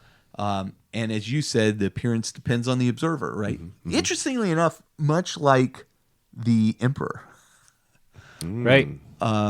People experience the Emperor in different ways. Yeah. Spoiler alert for anybody who's not read Master of Mankind. Master of Mankind. Yeah. Which there's, but that's not new. It's not a true spoiler alert. No. I'm just saying. Yeah. But you see actual examples of that in that book, which is really fascinating. So depictions of Slaanesh show it as androgynous, hermaphroditic, a being of unearthly, unnatural beauty that's also disturbingly beautiful. One of the models that's always been one of my favorites Much is how I feel about Gal Gadot. She's so hot to look at, it's painful. It hurts your soul. Okay, that did not go where I thought it was going. No. So if Carl were she's not androgynous or anything, but man. If Carl were to wander into Slaanesh's domain, we know what he would see. Yeah, exactly. It'd be like, it's just painful to look at this Oh room. man. He usually is described as having two slender horns protruding from his forehead, Right. As well. Long golden hair. Right. You know, he's kind of what you envision of like this kind of perfect Greek god. So more like Loki than Depends on, in a way. with the helmet, the way he wears the helmet. The long Yeah. For some reason, I can't unsee it that like because the new Harlequin solitaire, has the face the mask. horns. Well, the face mask is supposed to be sculpted after like, Doesn't it have like two little horns and it has coming off two horns, Yeah. but just like the visually that face is kind of what I see when I think of Slaanesh. Yeah. You know, I think, when I looked at the original Demon line as it came out, and like I saw Daemonettes when like this is for me was 4th edition, so like, I saw that release come out, Right. And I was like, oh, those are cool looking demons. Like some demons, like the Nurgle ones, I was like, those look like blobs. I'm like, I didn't really get the concepts at that point. But as I saw the Daemonettes, I was like, oh, those are interesting. Like those are creepy. right. And demonic looking. come back to Games Workshop Juan Diaz, please come back. I don't know. I mean, the sculpts and stuff they're doing right Yeah. now are Yeah, just when sick, they get- but yeah. I would. Oh God, I hope they invest. After reading all this, I really hope they double down on this line because it deserves it. It does. It deserves it. It does. And then the rumor amongst cultists is that if you look at Slaanesh, you forfeit your soul. Like, Yeah, and that's consistent throughout the lore. Is that if anybody ever gets to the point where they actually see Slaanesh yeah. itself, Here was the they're thing. lost. Yeah. And here was the thing that fascinated me about this lore was as we did like the show force on the Eldar way back when. right? I mean, the thing that blew my mind was how deep and rich that lore was and how consistent it was like throughout the years. the years of 40K. It was just so well thought out and written and just so well designed. And I think that's kind of the same here. And I think like Slaanesh and the Eldar kind of go hand in hand in a number of ways. yeah, absolutely. But the lore here is just consistent. Like it's always consistent as to what is going on here, and it's just fascinating. So let's talk a little bit more about the domain of Slaanesh. Again, we talked about Lord of Pleasure. The Dark God is dedicated to the pursuit of earthly gratification and the overthrow of decent behavior, as well as hedonism and pleasure for one's own sake. Now, looking at that word, like a lot of people's minds, again, go right to that sexual thing, but a lot of people derive pleasure from a lot of different things. Yeah. And so it doesn't really focus just to that one thing. Clearly, that is a aspect of it. There's no doubt that is. And it's interesting reading some of this stuff. It made me think about some of the stories and movies you see about ancient Rome. Yeah. Yeah. And just the Yep. excesses and the eating. I think the and Eldar kind of come along kind of like that that, Caligula thing. Yep. I think kind of a desecration of order. You know, all things orderly are kind of what spring to my mind when I think about Slaanesh. Like there is nothing too extreme. Right. from him and his followers. It's just Right. throw off all the shackles and Have at it. have right? at it. Yeah. I mean, the god of obsession. Just keep doing it until you blow up, whatever that happens to be. And it's only just going to cost your soul. That's Right. it. Yep. The god of obsession, master of excess in all things, from gluttony to lust to megalomania. Right. Right? I mean, gluttony you typically associate with Nurgle, right? Just based on Nurgle's but here you're like, listen, I put on pounds because, like, let's face it, I like to eat. I mean, food is delicious, right? If you go out and you eat at nice restaurants, it's good. And then, who knows how far down that path leads. I mean, if somebody is obsessive about food, it could just lead to this. I mean, that's the crazy thing, I think, about Slaanesh, and why Slaanesh as a chaos entity has more, like, I could see how people fall to Slaanesh. Oh, above all the other gods. Yes. Absolutely. I could see how people fall to Tzeentch as well, but they're almost tricked into the Tzeentch thing. Slaanesh, like, I can see how you could just He just amplifies easily what you fall already do. into that. Yep. Whereas Nurgle, I'm like, I don't know that I would ever be like, give me tentacles, Nurgle. I mean, you know what I'm saying? I mean, it's Give me cancer. right. I love pustules. We kind of explained it in the Nurgle episode. Right. Corn, I'm like, oh no, that's not me. Like, no, thank you. Although, in modern day, you can see people who would be drawn to corn. I guess so. Sure, for sure. But But those are Slaanesh- pretty extreme. Yeah. Results. Yeah. But Slaanesh, like, there's so many entryways to how you And would you just fall. slide down into that. Yeah, Yep. it could be anything. It could be gambling, Yep. right? I mean, it's like the classic devil kind of situation. Oh, I love gambling, and I got to gamble. And then, well, here, look, what if you just win all the time? Well, I got to win more and more. I got to keep winning. And then what happens when you don't win? Right? I mean, He's the lord of that endorphin rush it's we all get from. right. Right, That's right. just fantastic. The So, Lord of Endorphins. I like that. and it's funny that you had brought up the Thousand Suns stuff, because I was like, some might say my collection of Warhammer 40K models are a devotion to Slaanesh, even though I have no Slaanesh models in there. Well, I think that it's one of the kind of creepy things about Slaanesh too. Back to your original point of it not just being this kind of overly sexualized thing, is it's kind of like that insidious cancer, and that can be within all of us. I mean, everybody has their own vices. Let's face facts, right? Not everybody's for perfect. sure. Everybody does. Everybody. So when you're reading this lore, it's kind of like, it just kind of gives you that creepy you're feeling. like, oh, well, maybe I'm watching too much TV. Yeah. Right. Especially the part we'll get video to. games. Video whatever. games. Yeah. Whatever. Last night I was playing Skyrim, Until 3 a.m. Well, until what I thought was 2 a.m. And then I saw that clock go 2, 3, and I'm like, Oh, that's right. oh, I really need to go to bed. Like, what have I done? Yep. I mean, it's so, anything that you enjoy can get exploited. Yep. Is basically. Exactly. Like Doug Neal. How would you like to be an F1 driver, Doug? Yeah. Right? So, I mean. Yeah, I mean, but Fabius Bile Yeah. is a great example of that, right? Because what was his goal? His goal was to create perfection. And he just kept going more and more and more to the point where he was even learning from the homunculus covens. Yep. Right. And Well, just- I mean, as we'll get into, that's just the whole Emperor's Children. Their whole bag was perfection. Yep. Right, which tied Yeah. in perfectly with Yeah. with this guy Yeah. or gal. So we spoke, and I would highly recommend going back, if you haven't listened, go back to listen to our show of force about the Eldar, because They go hand in hand. it feeds obviously. right into Yep. this. And I mean, Slaanesh was born and given life and immortality out of the Eldar just taking it to extremes. Right. And the Eldar were so powerful at the time in this, galaxy spanning race that was just decimated at Slaanesh's birth. Whom as a they result of it. call she who thirsts. That's right, because now she just devours their souls anytime they're around, right? It's that when I think about 40K, before I started doing the show of Force episodes and this one, I didn't realize just how important and integral that storyline is to all of 40K. And Absolutely, it's so yeah. critical. I mean, the whole Eye of Terror springs up from it, and Yep. now it's a bigger Eye of Terror. Yep. So when Slaanesh was born, Slaanesh then, basically killed all of the Eldar gods, except for the Eldar god of war, Cain, Right. Cain is kind of shattered in a way. Yeah, he gets fractured Fractured. and segmented. which is how they can birth the The avatars. the avatars of Cain. Right. Right. They literally sacrifice an Eldar to become the avatar of Cain. And then, of course, Kegarak, or Yep. however you pronounce that. Yep. A little bit about that. Yeah, which he is- basically, so he's the trickster god. Yep. The laughing god. The laughing god. Yep. So he basically flees into the labyrinthine dimensions of the webway. Right. And so his whole thing has always been about, because when the Eldar dies, their souls automatically go to Slaanesh to Right. feed his never-ending hunger. And basically, Kegarak, Literally because he was born of them. right. Right. I mean, that's So he's why. always drawing Yeah. at them.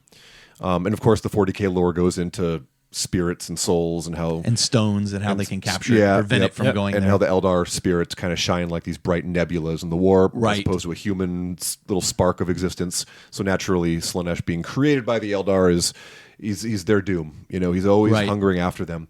But the laughing god has kind of figured out a way to trick him out of his prize. So none of the Harlequins actually wear these waystones. They actually, their spirits kind of go to, rumor has it, apparently go to Kegarak and assimilate with him, and he deprives Slaanesh of his Interesting. goal.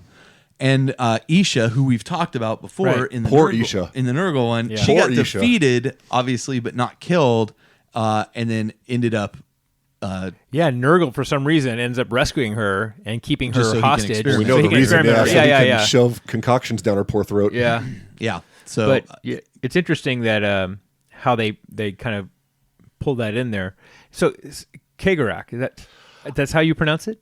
Or Segarak. I think it's has- more likely the Kegarak. I don't know. Has anybody Jeez. listened to the audio dramas? Did they ever did they ever pronounce it? There's probably a few, but I don't know if they've I'm pronounced thinking it. back to some Gav Thorpe interviews, and I want to say he pronounces it Segarak. I could see that. All right, let's go with that. We'll go with that. Okay.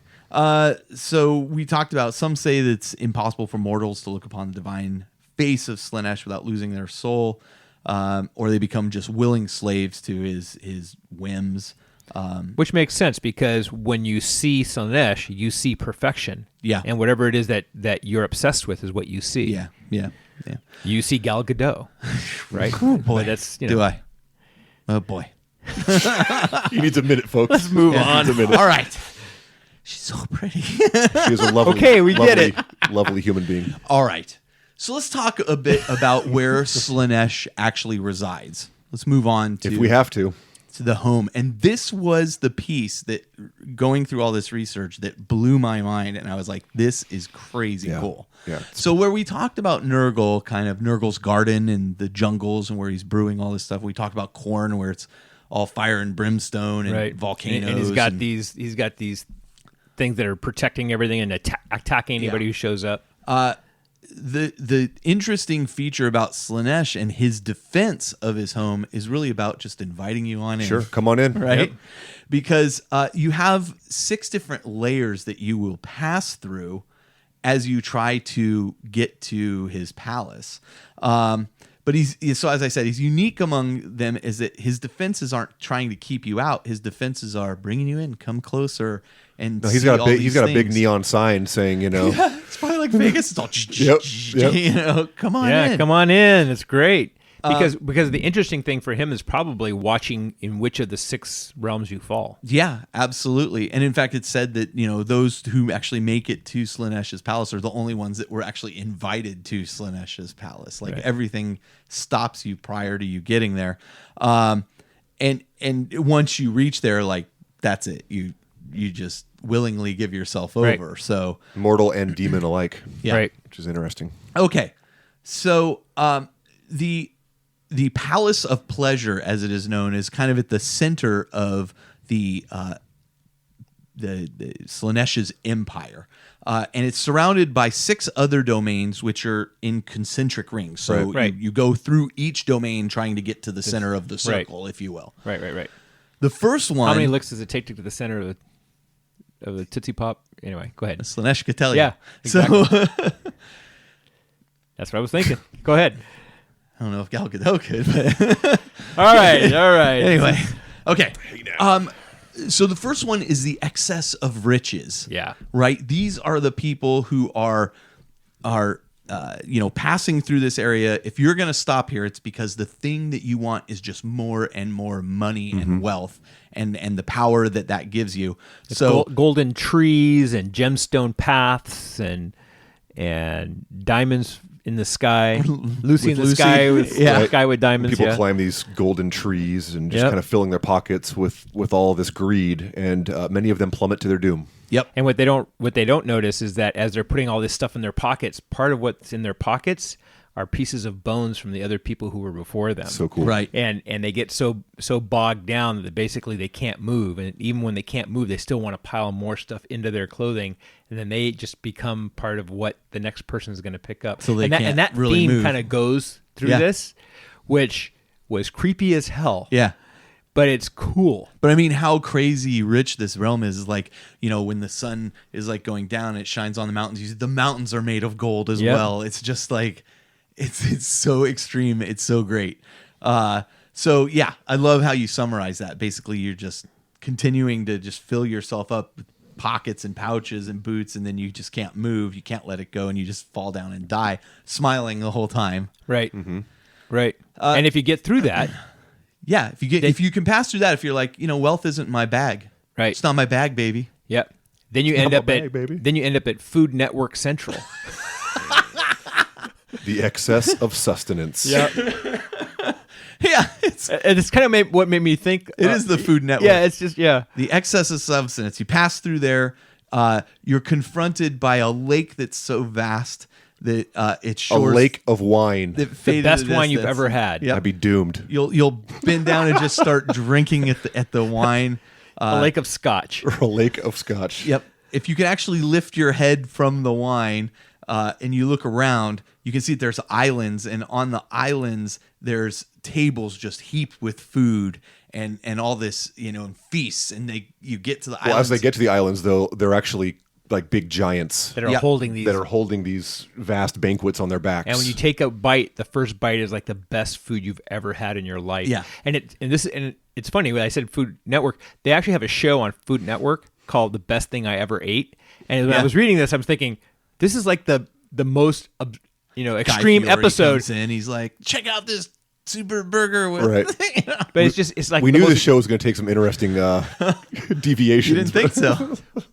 But it seemed like the most extreme version of the best thing I ever ate on Yeah. Food Network. Yeah, yeah, Because yeah. that's what it is. As Yeah, soon as for you sure. eat something, you're like, oh my God, I have to have more of that. And then I have to have more of that. But And the best part is you just gluttoning. You just Yeah. keep eating, Yep. and you don't realize that You're as killing you're yourself. eating, not only are you killing yourself, but what you're eating are the previous people there Right. because you don't Yeah. care because it tastes Again, so back good. to that Yep. glamour. Oh, so Yeah. gross. Like Yeah. once it got to that point, I was like, oh God, that's horrifying. and you eat so much that basically you kill yourself by eating too much, and you become part of the next feast for the next person. A lot of this Slaanesh stuff always reminds me of that Brad Pitt movie, and Morgan Freeman 7. Yeah. Just like that Yeah. excess of just funky. Yep. Just funky. So but I mean, it's interesting because as each person, and this kind of goes back to the eye of the beholder thing. I think that if different people, obviously, when different people read these different things, there's different parts of these 6 domains that will appeal to different people. absolutely. Right? Because But let's say, like golden trees and gems. I was like, yeah, whatever. Yeah. But when I got to the Food Network part, I was like, Oh, I'm stuck. oh, I didn't even I'm make kinda it 2 stuck. realms in. I think I might have got there too. It's like, what is this? Spaghetti. although when I was reading the next section, I was like, oh no, I got to get past the food. But you don't know that's the next I section. know you don't, but- the next section is the excess of bodily delights. Now, Yeah, buddy. when we talk about Slaanesh and when most people talk about it, here's where you're talking The about. third domain, But it's yep. more than just the sexual aspect of it. It's the grass that you walk on It's is sensation. soft and It's and sensation, yeah, every yeah. sensation, the wind blowing in your hair. It's like when you wake up in the morning and like you have like the window open just a little bit and like the perfect temperature of breeze is coming through and you're like, oh, this is perfect. It's like that to the nth degree, right? And there's lots of tents with certain activities going on. That Sure. You can you can see the shadows of those activities taking place. each one gets more and more extreme and Yep. kind of And you have perverse. these, these scents and things that just kind of perfumes and those kinds of things. So it's all of that combined into one thing. And of course, here's the daemonettes with their soft flesh, like kind of caressing you and kissing your neck until they basically rip you to pieces with their claws. Yeah, right. They're Where razor fang demon mouth. and mortal bodies entwine until they become one. That's right. It's just horrifying. And again, I love how it takes like a thing that's good, but then it goes way off the rails all of a sudden, right? At the end. Following up with that is the excess of adoration. This was a very interesting one. It reminded me a lot of North Korea. That's an interesting comparison. Because Kim Jong-un, what's his thing? Yeah, he's got to be adored. Everybody has to love him. Everybody's got to, it's got to. So kind of like the USA too, huh? Might be right now. I'm leaving that in. Okay. You're looking at me like maybe we should edit that out. No. Okay. You got to admit. I mean, no, it speaks to that kind of inner desire. The need for adulation. The need for confirmation. Hey, it's like running a podcast, right? Yeah. I mean, but look at it. Edie Amin. Okay, while we're on this, if you could please go leave a review and tell us how great we are. Smooth, but man. you know what I'm saying. I mean, it's literally the need for people to look up to you. Yeah, and you can see certain actors and other personalities.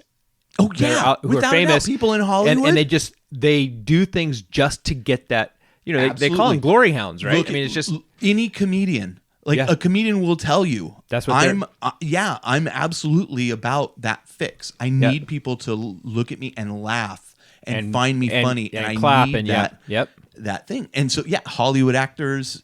It's but actually more than Hollywood actors, stage actors. Oh, for sure. Broadway actors, people who are getting that immediate feedback from the audience. For sure. But it also ties into like military leaders and absolutely cults. Right. Yeah, the religious leaders who are having people fawning at their feet and that kind of thing. Even All that something as simple as a father wanting their child to look up to them. Yep. Yeah, so that can be taken to the nth degree as well.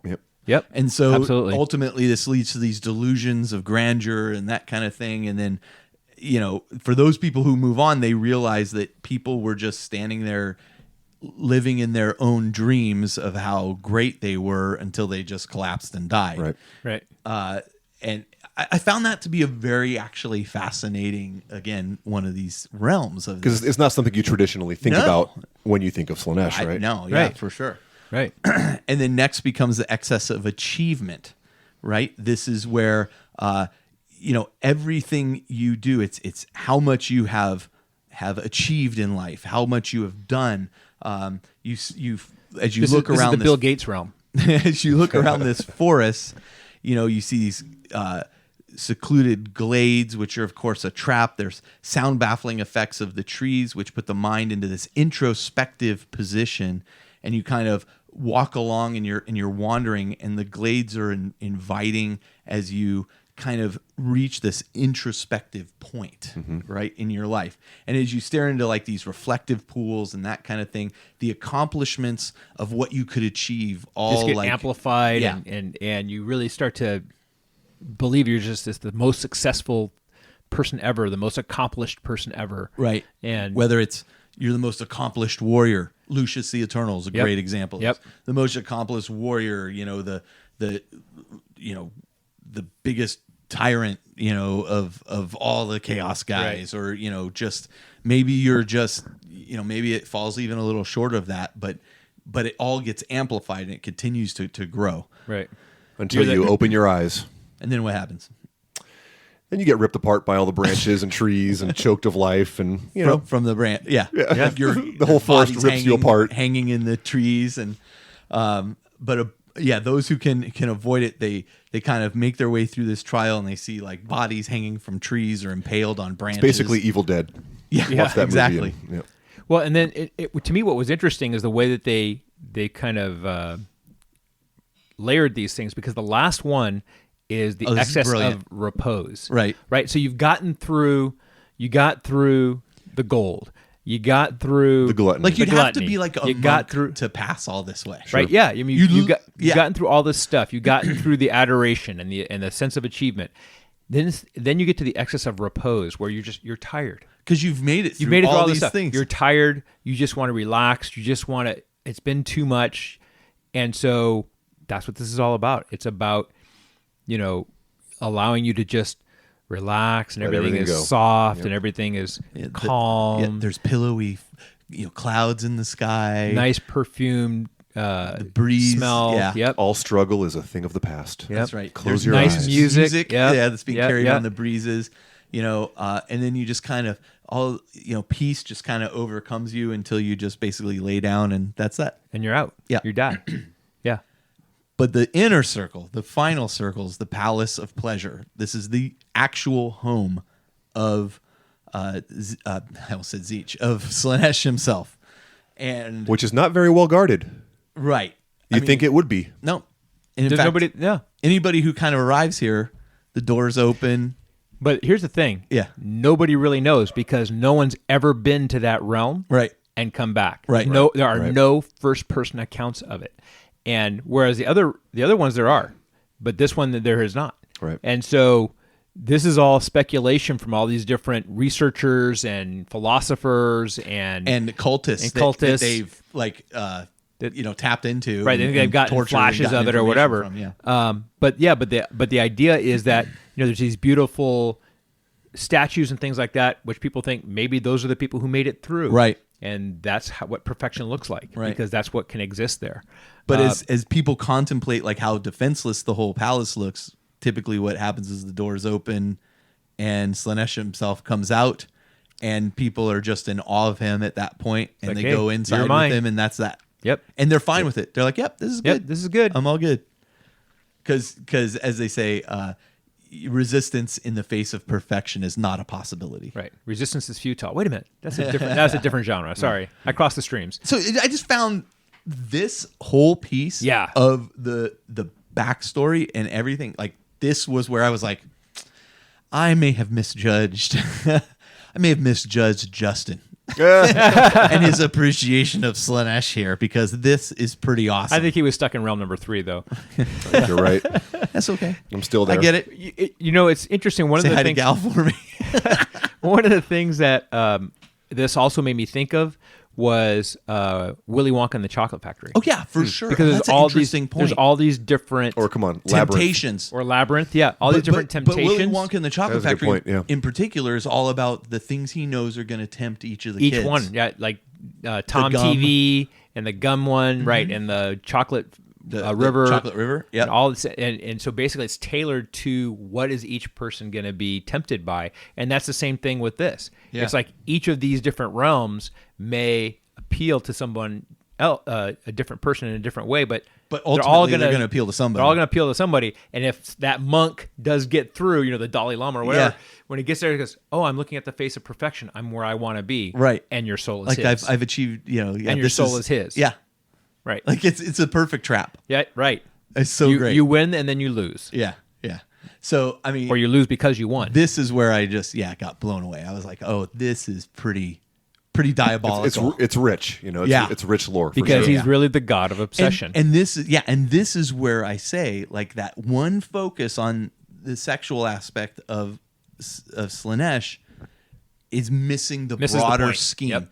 I think a lot of the reasons people do that is because it's one of the few physical aspects of Slaanesh that is easily no, it's because we're a bunch of displayed. immature guys playing a game. That's part of it. that too. Yeah. They go hand in hand, so to speak. Hand. yeah. Okay. Well, it also it ties in like visually too really well with the whole androgynous Yep. thing. Yep. When Yeah. you have a space marine with a boob, it Yep. just looks creepy and eerie and kind of fits that. Doesn't look right. It doesn't look right. Yeah. Yeah. So okay. Well, one of the things I was saying is that earlier on, I was started to say is one of the models that really drew me in fantasy was that Slaanesh Lord of Chaos. Oh, yeah. Where he just looks perfect. Juan with the perfect Diaz, man. silver Yep. armor. It's super good. Yep. It's such a great model. I bought the model. I never had a Slaanesh army, but I Right. had to buy that model. It was one of the first models I bought for fantasy. Yep. In the face of perfection, you're I defenseless. just was lost. Yeah. Those models pretty much are perfect. Yeah. So I'll give you that. All right, so let's talk a little bit about the hierarchy of the demons and the representative demons of Slaanesh. The Slaanesh's legions of excess is what they're called, and they strike out, and all of the language around, no matter where you read about Slaanesh, like all the language really plays to things like words like sinuous.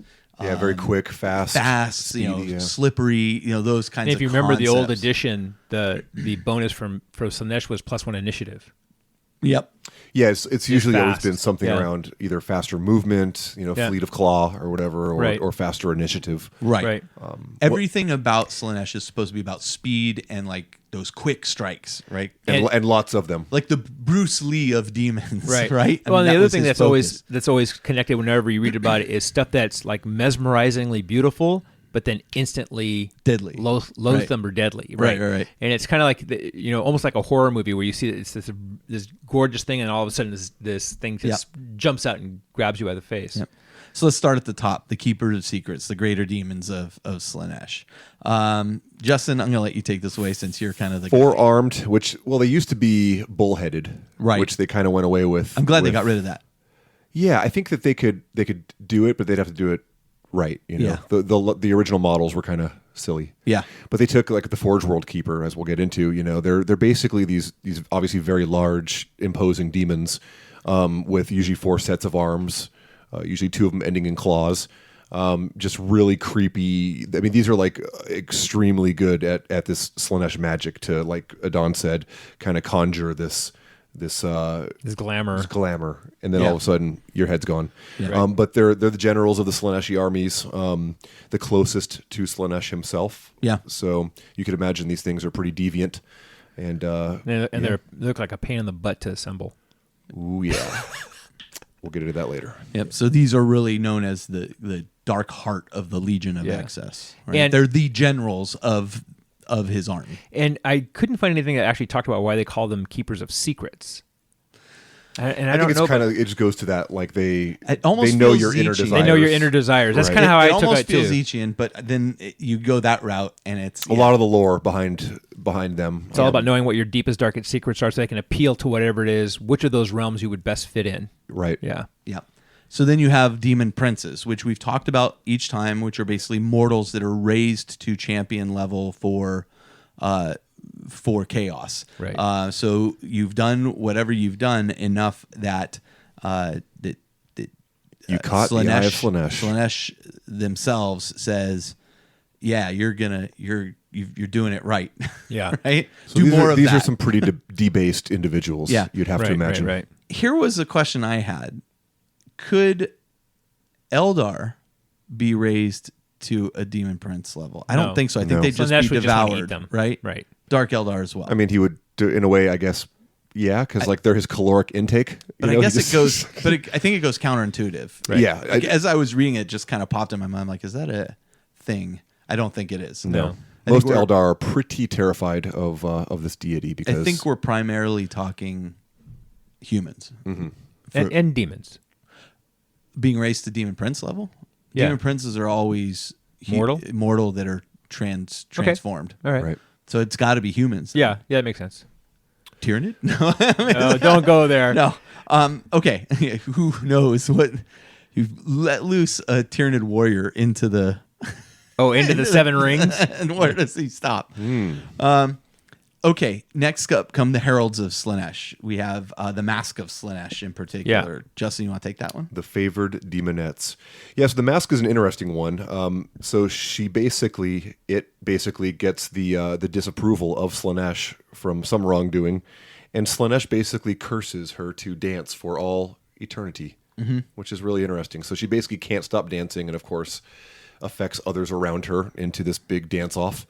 And that's always been her thing. To dance off pants off with Slaanesh. But it kind of goes back to that, like, But it's a deadly dance. It's a Yeah. deadly dance. Yeah. Where, you basically, your body's contorting and your spine is snapping, but you're so happy you just can't stop dancing. Right. And people get mesmerized by the dance as well. Mm-hmm. And because it can be a beautiful dance, and then it's deadly. Yep. And she's always been a fun model to use in both games. I've had a lot of fun with her. Okay. Daemonettes. Kind of the core troop of the Slaaneshi army. Yep. Yeah. The foot soldiers. Yep. Feminine And looking, usually kind of one-armed clawed. Yep. Super fast, super quick. Again, to me, I always feel like it's that horror movie thing where oh, look how pretty, rah, it jumps in your, just they're kind of the glass hammer, like Yep. traditional most Slaanesh stuff. It tends to be real fast, real hard hitting, but not very tough. So they die to a stiff breeze, but a lot of attacks. And Seekers are effectively vanguard of the Demon Prince's Legion, right? There's daemonettes that can ride on them. They're these just they're well, no, the Seekers are different. They ride on the steed. On the steeds. Oh, the steeds. Sorry. Yeah. So which ones are the Seekers? The Seekers are the demonettes that actually ride the steeds of Slaanesh, which are these kind of bipedal kind of. So the Seekers are they're still daemonettes. They're still demonettes, Right. Okay. Right. But they ride the steeds. Got it. Okay. They're like the shock cavalry. Which is next. The steeds are Slaanesh. really weird looking. Yeah. Like they're like bipedal. I try to seahorses or something. they look like they or aardvarks. yeah. Or Actually, the seahorse thing is an interesting comparison. When I look at them, I always think of like Tom Wham games. yeah. Right? Like Awful Green Things from Outer Space, Snit's Revenge. Like when I look at those, that's what I always kind of think. Like they're not. When I first saw them, I thought this is like Dr. Seuss on the board. Yeah. The way he draws. I definitely prefer the 4th or 5th edition generation of them as opposed to the new ones. The old ones are a little sleeker and right. Yeah. Okay, so then you have Fiends of Slaanesh. These are the weird looking ones. Those are weird. Okay, go for it. They're basically like they have 4 legs, but they're facing different directions. They kind of remind me of like that crab walking scene in The Exorcist, where she crab walks down the stairs. That's kind of the way their legs are, and they have a scorpion tail, 2 pincher claw arms. But the arms, they kind of use the arms to walk almost. I mean, think they just a lot use of time you see them on 4. They look like they're working on 4 legs, but the fronts are actually their hands. Yeah, they're really bizarre looking, and then they're weird. They kind of have like a horse-looking head with the snout and these long, creepy tongues, and of course, breasts because reasons. They're just really creepy, weird-looking models. Yeah, but they're kind of the hard hitters of right. Slaanesh. They're multi-wound. They're these big, tough guys that jump on you and pinch your head off. Right. So then there's a couple other things, and these I've never seen actually represented like on the table. Just more in the lore. Right, it's more lore. Right. And the one is the Lady of the Void, Which is a cool concept. It is a cool concept. It's a entity that kind of worms its way as ships are traveling through the warp, kind of worms its way in through trying to get in through the Geller fields and like get to the astropath in there. You kind of imagine it like whispering to crew and things, kind of trying to probe its way in. Almost like but it gets, sirens, right? They're right, like right. Well, that's exactly what they are. Yeah, it was their kind of, which is kind of clever. Ideal after, so that they actually explode out of the astropath. Gross. And they get into the astropath, and they basically, when they get embodied, they just explode the astropath's body, and there's all these tentacles and nasty looking crustacean looking. And mouths at different angles and stuff, but the thing that's most crazy about that, because remember the astropath is basically following a call across the Astronomicon, right? Well, then they blast out of the astropath, and then they do a siren call that no one on the ship can resist. Right, right. Basically, damn them all. Yeah, that's it. So that's really cool. It is cool. And then it's clean up on aisle 3, huh? Somebody finds that ship. Yeah. And then you have the ruination of imperfect beauty. Again, haven't ever seen this modeled, but it's like described as these vaguely humanoid demons that kind of have like bloated bodies that they hide, and they kind of feed on the emotions of people who are striving to achieve perfection and grow from that. And they haven't ever. Yeah, you're right. They haven't had models of this. This is purely lore stuff. Yeah, but it's kind of again goes back to the idea of whatever it is that you obsess about. And whatever you have emotions about, it feeds on those emotions. Right. So let's do this. Normally, this is not our breaking point, but let's take a break right here because we've gone about 50 minutes. So we'll take a break. We're going to come back and we'll finish up our part 2 of this section. So be right back. Hey, this is Big Nasty B from Life After the Cover Safe, and I'm at a mall talking to strangers about Table War. Table War develops some of the most innovative products for the miniature wargaming and hobby industry. And I develop pictures. That's great. They develop things like the Fat Matt. Who's Matt, and why is he so fat? Well, first off, Matt is not a person. The Fat Matt is a tabletop gaming surface, and with over 40 different designs, Table War's Fat Matt has become a community standard. I got a Surface Pro. It's like 10 inches. By the way, I'm meeting my friend Simbon. Do you know what that is? No, but I do want to tell you about the Tableware Tower case line. Oh man, towers are so huge. Well, it's not that kind of tower. It's the original modular, all-in-one display storage and transport system for all your tabletop miniatures. Wow, you're really smart. What's your relationship status? Well, it's complicated, but you know what isn't complicated? Chili dogs. This is true, but also the Macromat. Oh geez, not that guy again. The Macromat is a one-of-a-kind, innovative photography backdrop, perfect for collectibles, hobby miniatures, and small works of art. Its durability, portability, and functionality in one inexpensive product. I wasn't paying attention to what you just said, but do you validate parking? No, I do not. But if you want more information, head over to tableware.com and check them out. All right, and we're back, and we're still covering Slaanesh. And so... Or uncovering Slaanesh. Either way. So we've been talking the whole time about how people could fall under the influence of Slaanesh. Generally, at this point in this coverage, we would talk about the general worshippers, why and how and who like kind of falls under that. But I think we've been kind of touching on it the whole time. Again, I think the focus here is really about the corrupted of Slaanesh reach a point where whatever they enjoy doing, it's not enough, and it continues to get more and more extreme until, whether it's, say, I like to get tattoos, the tattoos become more and more extreme or painful or, you know, exotic, or maybe using chemicals in the tattoos that make them do things that are dangerous. Yeah. I mean, it just gets worse and worse. So, and I think that's what all of these things are. It's things where, because for a lot of folks, it's these different modifications that they make to become more perfect. Yep. Right. I mean, this is what happened to the Emperor's Children. Right. But it's like these, and again, it goes back to some of these public figures who end up getting cosmetic surgery after cosmetic surgery after cosmetic surgery. Yeah. They're basically followers of Slaanesh. They're trying to become perfect. They're I mean, trying that's to stay exactly perfect. that kind of thing. Yeah. It's great in, I want to say in the book Angel Exterminatus, I think is the one where like some of these different Chaos Warbands and 30K or Chaos Legions and 30K are gathering, and then like the Emperor's Children show up, and there's like this parade of things as they come out, and I remember reading that going, holy cow, these guys have fallen really fast, hard. really far. Yeah. Like even the other Trader Marines are like, what the heck happened to you? If you start reading those first few Horus Heresy novels, they're the ones who fall the fastest. Oh yeah. And the hardest. Well, and again, I think that speaks to how you are corrupted by Slaanesh. Yeah. It's all about pleasure, whatever that pleasure is. So of course you want more and more of it. Right. Whereas, but oftentimes it's insidious too. Yeah. Very insidious. I mean, look at, Fulgrim and how he was corrupted by getting the blade of the lair. Well, and there was a whole thing in I can't remember which book, one of the early ones, where Fulgrim is talking to the guy who's doing the sculpture.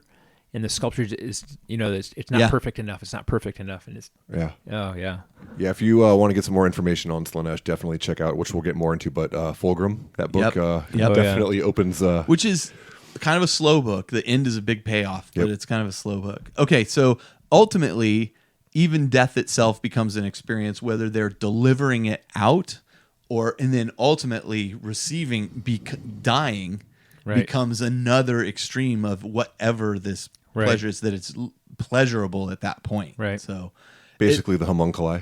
It's just so crazy how it just creeps in and then continues to grow. Right. It's horrifying. So where the death becomes basically that final release. Right. Exactly.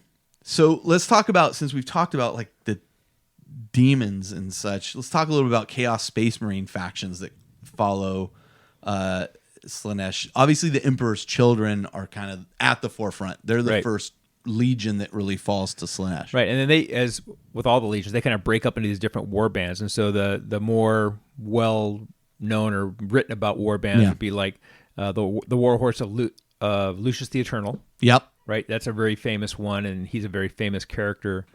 The Consortium is another one that was a war band of the Emperor's Children. The Censorians. The Censorians, yeah, that's a kind of a cool name, right. I mean, And, it makes and sense. again, it makes sense, right? Yeah. And then Eidolon, obviously his war band, and then if you, especially in the 30K books, he breaks off early, real fast, fast, and he starts Isn't doing he his one of the first noise marine? Is he one of the first ones that starts modifying their voices? Yep. Yeah, Yep. yeah, and he operates from the Wages of Sin, right. yeah, Which is that's his battle barge or yeah, whatever, right? yeah, and just the name, right? It's just like love it. he's all in. Yep. He's all in. And again, not all Slaaneshi Space Marines are from the Emperor's Children. I mean, as Marine factions break off or go rogue, they could easily follow. I mean, and off the top of my head, a lot of these break off, become bandits. They want to become stronger warlords. Right. Slaanesh feeds right into Ties that. right in. Right. Yeah. Right, Yeah. right into that. So you have the Angels of Ecstasy, the Flickering Blades, the Hedonistari. The Hedonistari and the Violators. I always like the Perfect. Flawless Host too. The They're- Flawless That's a Host, great yep. name. That was It's a another cool one. color scheme too, where they have the armor's all flesh colored. Yeah. Yeah. You know, it's Yeah. pretty creepy. Yeah. Notable servants of Slaanesh in this area, Fulgrim, of course, who falls, becomes, honestly, I think, one of the coolest looking demon princes. Can you imagine ever. what that model's going to look like? Oh, man, I can't wait to see what that ends up looking like. Fabius Bile, who's constantly trying to improve on iconic Dr. in the Frankenstein. lore, and it's like the Yeah. ultimate Dr. Mad Frankenstein. scientist. Yep. To the- Lucius the Eternal. Yep. Master Bladesman. Yep. Basically immortal. Yeah. And what's crazy is that even though his personal look gets to be, because he gets scarred, because he gets Well, yeah, he kind of ritually kind of scarifies himself through the heresy. and he just keeps improving and improving and improving to the point where no one else can even follow his blades. Right. I mean, he's so good. The Changeling is probably one of the most notable servants of chaos. That one obviously being a demon servant, Right. But honestly, very cool and responsible for so much damage in the wait a minute, Changeling. Changeling Yeah, Zinch. Zinch. I don't. Oh, never mind. Okay, we'll cut that part out. As I said it out loud, I'm like, why did you tell me? As soon as I put it said in that, Changeling. yeah. Sorry. All right. Okay, so let's talk about notable battles of this timeline, and let's each kind of take one and talk about it. Justin, why don't you talk about yours first? Yeah, I chose the Shattering of Luganeth. And basically, this craft world is invaded by a large force of Emperor's Children. And it's just this massive scale battle going on the craft world itself where thousands die. The defenders kind of fall back to this kind of courtyard on the craft world. And the Noise Marines gather and start just shooting their sonic weaponry at the actual Wraithbone core and the pillars of the craft world. Shattering them. Where it just shatters and collapses. And the reason I thought that was cool is these are sonic weapons that are destroying Wraithbone, which is one of the most powerful, durable materials, So basically, Everything has a frequency. If I've learned nothing from The Flash, right? that is right. There you go. Everything has its sonic temperance. By the way, The Flash, friend of Wonder Woman, played by Gal Gadot.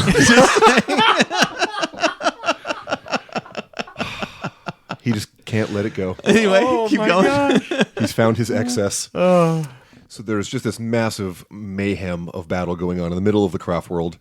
And finally, the Autarchs approve, which I found interesting, they approve the use of hemlocks. So these things, obviously, since they're shooting D weapons, must be pretty bad on a craft world, Yeah. I assume. The Wraith Fighters. The Wraith Fighters, yeah. So they approve the use of these things. They come swooping in, blast the Emperor's Children. I guess they start to run away, and the Harlequins and the Ghost Warriors start to just track them down and slaughter them all. But it was just visually an epic battle. Nice. Yeah. You want me to go next, or you want to go? No, next? I'll go. I mean, Okay. there's two, and I don't remember what book it was in, but there was in one of the early Horus Heresy novels, there was a story where when the Emperor's Children were first getting into the use of noise and sonic stuff, and it was this huge mound of bodies that was building up, and they were fighting up this mountain.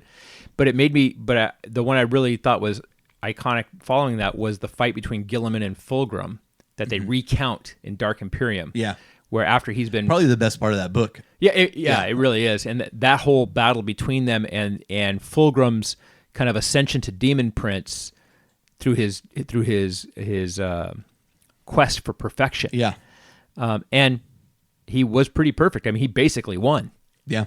Yeah. Right. I mean, if it wasn't for the heroic efforts of the people who saved Gilliman, Oh yeah. Of course, he won. won. You know, he's perfect. For me, I chose the Clone Wars portion. No, of, Clone Wars is a different universe. different, but the same. So after the Siege of Terra, when Horus is killed, they flee into the Eye of Terror, and the Sons of Horus basically entomb Horus's body, but the Emperor's children come Fabius and steal Bile. the body. Fabius Bile Yeah. ends up trying and clone, succeeding in cloning Horus. Right. In fact, there's supposed to be like multiple clones of Right. Horus that they ultimately, kill. Abaddon kills the first one of them for sure. Right. And wipe them out. I found it fascinating that like it felt like the nerve of the Emperor's children to go in and clone Horus.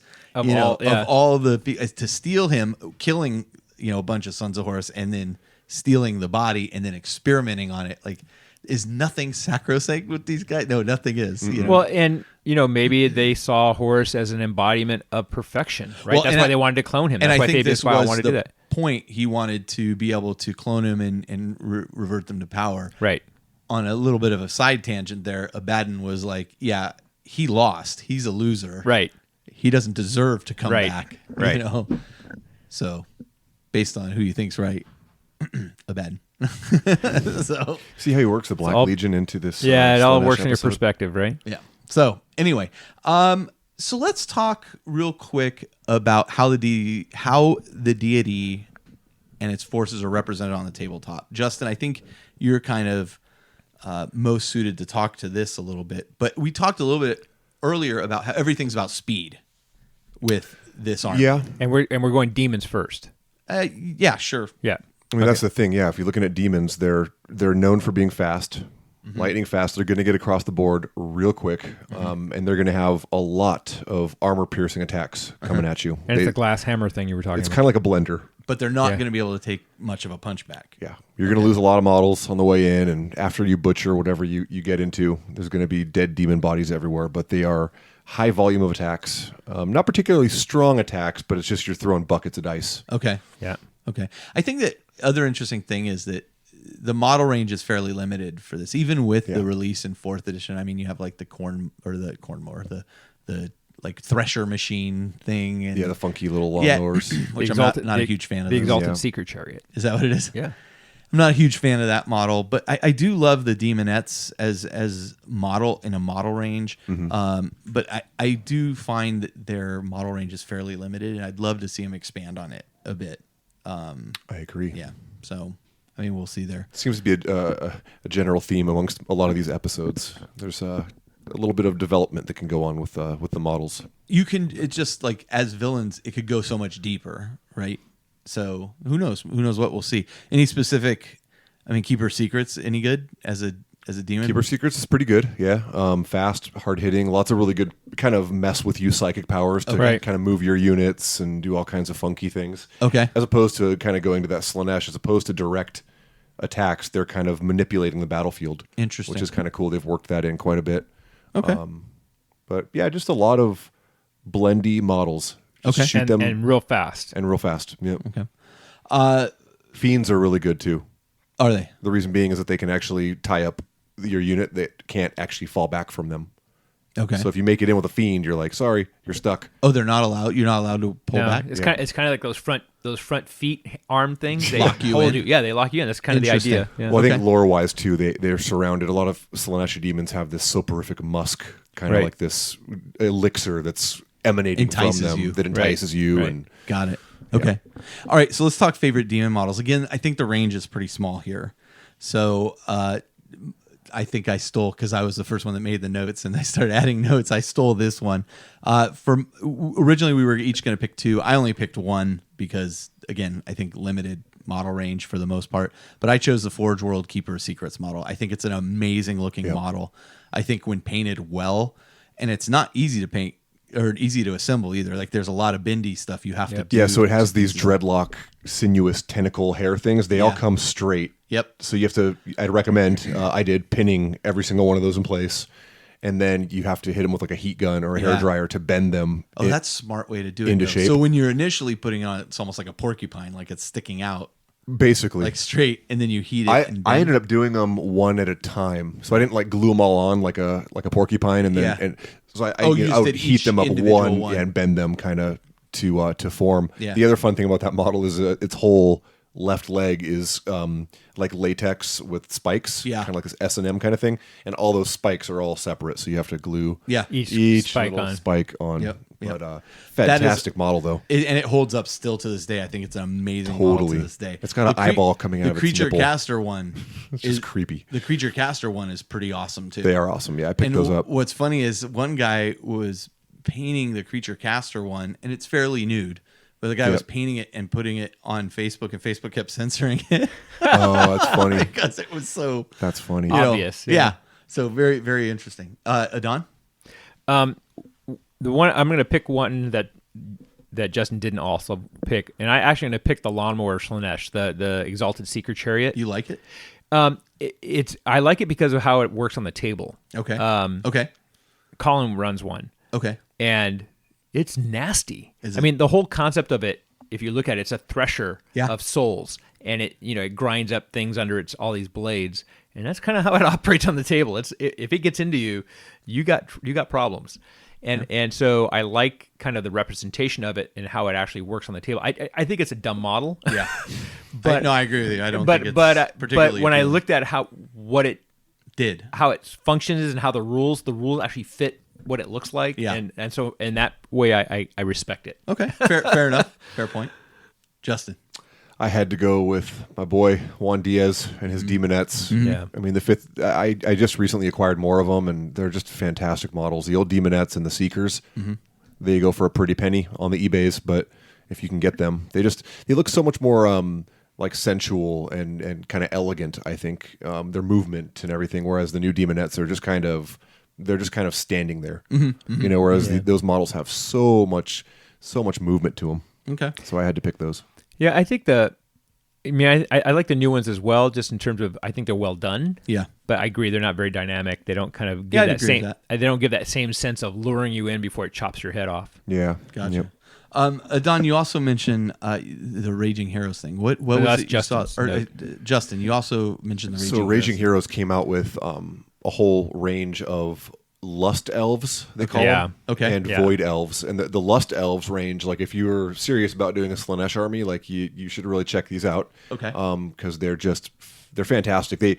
I plan on actually getting at least 20 or so of their not Demonettes, because they'll mix in like perfectly with that Juan Diaz generation of them. And they have some creepy stuff. Like they have I don't know if they're out yet. I think they might be, but they could be stand-ins for fiends. Okay. And they're basically centaur creatures that their whole lower limbs are made from like human torsos that are stitched together. And they're pretty creepy looking. So the limbs are actually like each leg is actually like a human kind of pretending to be a limb. Wow. Yeah. They're really creepy looking. Okay. And there's people who've also used some of the Kingdom Death stuff. Yeah. In Slaanesh armies, just because it's so not safe for work. No, it's so hentai. It's just it goes to that extreme. Not a big fan there, but I'm not either. I'm not either. But I'm just saying people are using alternate models for those things. All right. So let's talk Chaos Space Marines just a little bit.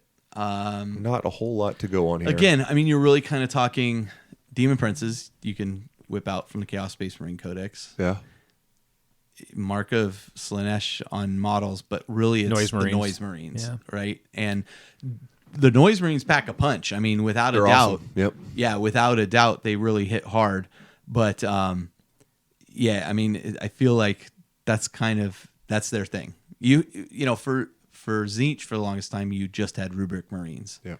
For Khorne, is Berserkers. I'm curious to see as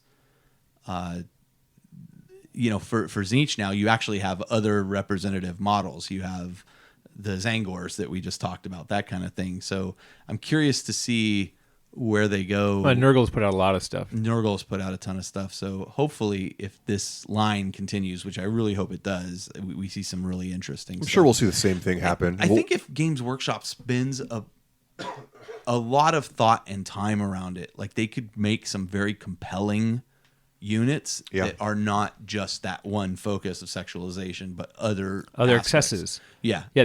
There's a model in the Hordes range from the Scorn army. Yeah. This guy who's just a glutton. This is gluttonous guy who's being born on a palanquin by other things, and it fits into that whole idea of the excesses of Slaanesh. for sure. I thought that was like, oh, that's I pretty think cool. they should take a look at like the movie 300 and like the villain in 300, right? And Yep. all of his forces. I mean, you can make some really, really Yep. dynamic, interesting. Well, and like I was saying, the Caligula era. Yeah. Of, You of nailed it. The Roman. Yeah, you nailed it. You nailed it. So let's talk about models there.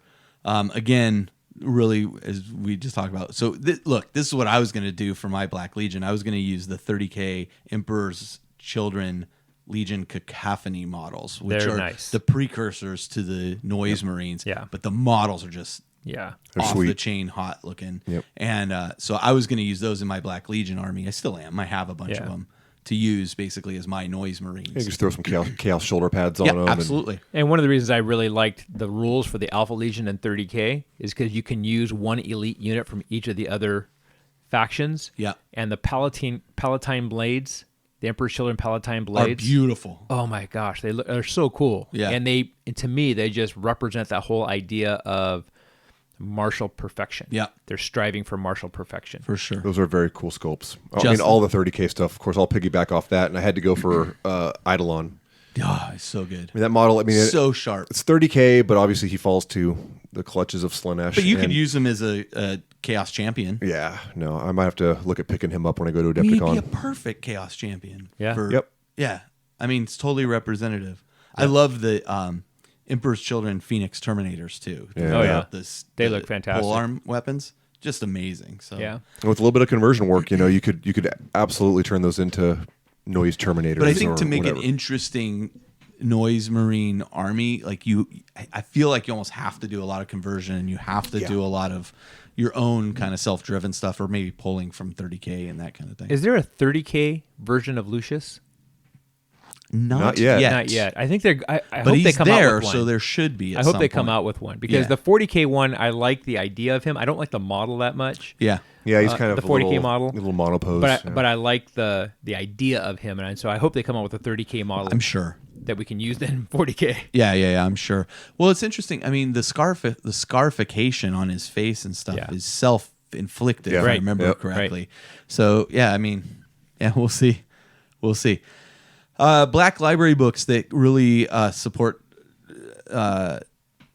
Slaanesh in particular. Well, I mean, pretty much any of the Eldar books, the Path to Eldar, which I realize is I didn't list them here, but the Path to Eldar books speak heavily to it because it's so integral to the Eldar and the Eldar And where they're at this point. Mhm. Yeah. Exactly. But beyond that, you have early Horus Heresy novels, Fulgrim, which we talked about before. Bit of a grind to get through Fulgrim. It's a thick book, but the end is totally worth the payoff. It's interesting you say that because I was fascinated by it. Yeah, it was kind of slow. Yeah. But I didn't really. That's the common criticism of it. Yeah. That it's slow, but the payoff is totally worth it. Yeah, and for me it wasn't. But you're right. The payoff was good, but I actually was okay with it being slow because I saw it as it's a progression of a character. Yeah, for sure. And I thought it was a little bit different in that way at that point in the series, and I actually found it quite interesting. Yeah. Oh, yeah. I mean, very much like Slaanesh, you kind of see that deep dive Yeah. into into the full Yeah. blossom of that Yeah. just depravity. Yeah. And as I was talking about Angel Exterminatus earlier, you see kind of a whole, like, wow, did they fall far? And it's this one scene written in that book just blew my mind, and apparently blew all the other Chaos Space Marine minds at that right, moment. exactly. The Trader Marine minds at that moment. Path of Heaven has Fulgrim in it, and Yep. some Eidolon. Yep. And it's interesting because it's showing basically he's already breaking away. Yep. Yeah. Yep. And there's various other Horus Heresy novels where, he's kind of weaving his way through it, Fulgrim himself and his forces. And then Wrath of Iron, which is a Space Marine Battles book by Chris Raitt, deals with a lot of Slaanesh demons and I want to say Iron Warriors. Well, yeah, I think that's the story where because there's There's a force. There's like a Titan in it, and they like climb in through the Titan window or like eyes and stuff. Yeah, because they corrupt a bunch of Iron Warriors. Iron Warriors, that was it. Yeah. And until one of the Iron Warriors champions like cuts the head off of that one dude. And anyway, yeah, you're right. It's a pretty good book. Yeah. I like Chris Raitt as an author. Like most of his stuff is incredibly entertaining. Fulgrim the Palatine Phoenix is a book. Lucius the Faultless Blade. Fabius Bile Clone Lord. This is because they've been doing all these character-driven stories. Now, some of these, like the Fulgrim one, actually takes place before his fall, so it's just during the rise of... And isn't the Lucius one of the short stories? The Faultless Blade is not. I think this is a longer one. And then Perfection is a short audio drama by Nick Kime, which is fantastic, too. So... it's such an integral part of that Eldar thing. Like reading that Eldar trilogy really, really brings it out. And it can't help but be mentioned as well in the Dark Eldar series, the Path of the Dark Eldar series as well. So, and how they're trying to avoid the whole thing. Right? Yeah, for sure. When you look at supporting supplements that feature this God's Forces, we have the Tome of Excess from Black Crusade, which is the RPG that's now out of print.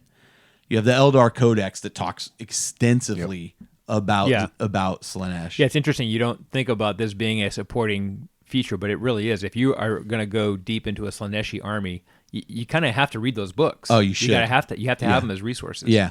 The Chaos Space Marine Codex obviously talks a bit about it. The Chaos Demons Codex, of course, talks about it. And then Dark Heresy, Creatures Anathema, has some demonettes and stuff in it, if I remember correctly. That's also the one that has those other ones we were talking about, the Lady of the Void and the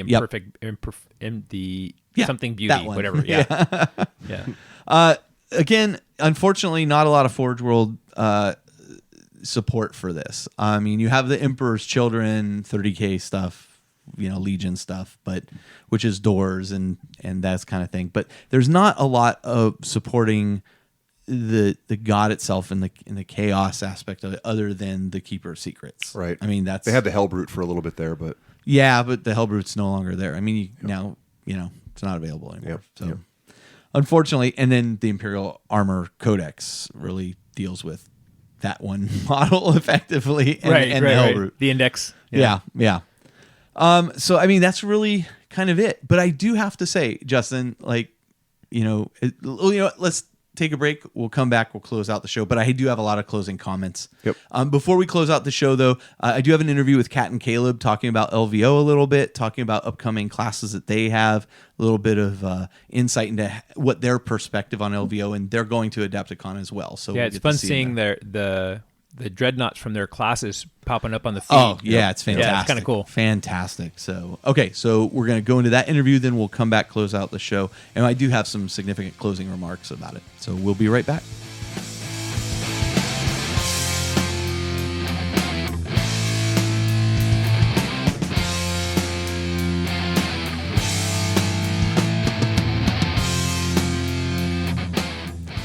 All right, so I am joined now by Kat and Caleb, who are two of our favorite people on the show. So you guys have formed CK Studios, where you go around teaching people to paint. We have airbrush and such. We've talked about you on the show multiple times. We've clearly talked about the Titan that Caleb has painted for me and shown that off a lot. So welcome to the show, guys. Thanks. How you doing, Carlos? So the first thing I wanted to talk to you about really quick was about Las Vegas Open, and how did your classes go that you guys gave there? Like, how did your experience go there? Let's start with Kat. Oh my gosh, we had such a good time. Las Vegas Open is such kind of a special experience. There's so many people coming from so many places. And I think this year, it was my first year actually being there for the hobby experience. Uh-huh. And it was such a success. There were so many wonderful students there, and such a huge variety of classes. I'll let Caleb speak to that because he had to work a lot. But the response there, the community is starting to really appreciate and value the hobby side of it. And so you had people coming in that play all different kinds of games that are in kind of just for the hobby. And then the actual competition was huge. Mm-hmm. They had, Caleb, was it like 97 entries or something this year? Yeah, 96, 97, something like that. Yeah, so they had a huge success with that as well. So what a fantastic event. I couldn't have asked for a better year for it to be my first time. Very cool. Yeah. And Caleb, what about you? How was your experience this go around? Oh, it was so busy. It was a blast. I had a great time. I almost didn't do Las Vegas Open this year just because kind of convention burnout and stuff like that. But Seth talked me into going and got me doing classes, and just the changes that Seth and the frontline crew did to put the classes together and to get everything running was so good. It was the best year that we've had yet for the classes. It was awesome. The class attendance was good. I think almost every one of my classes were just about full to capacity. There was a few that had a little bit of room, but most of them were full to capacity. And we got to try out the excuse me, I got a little scratchy throat tonight.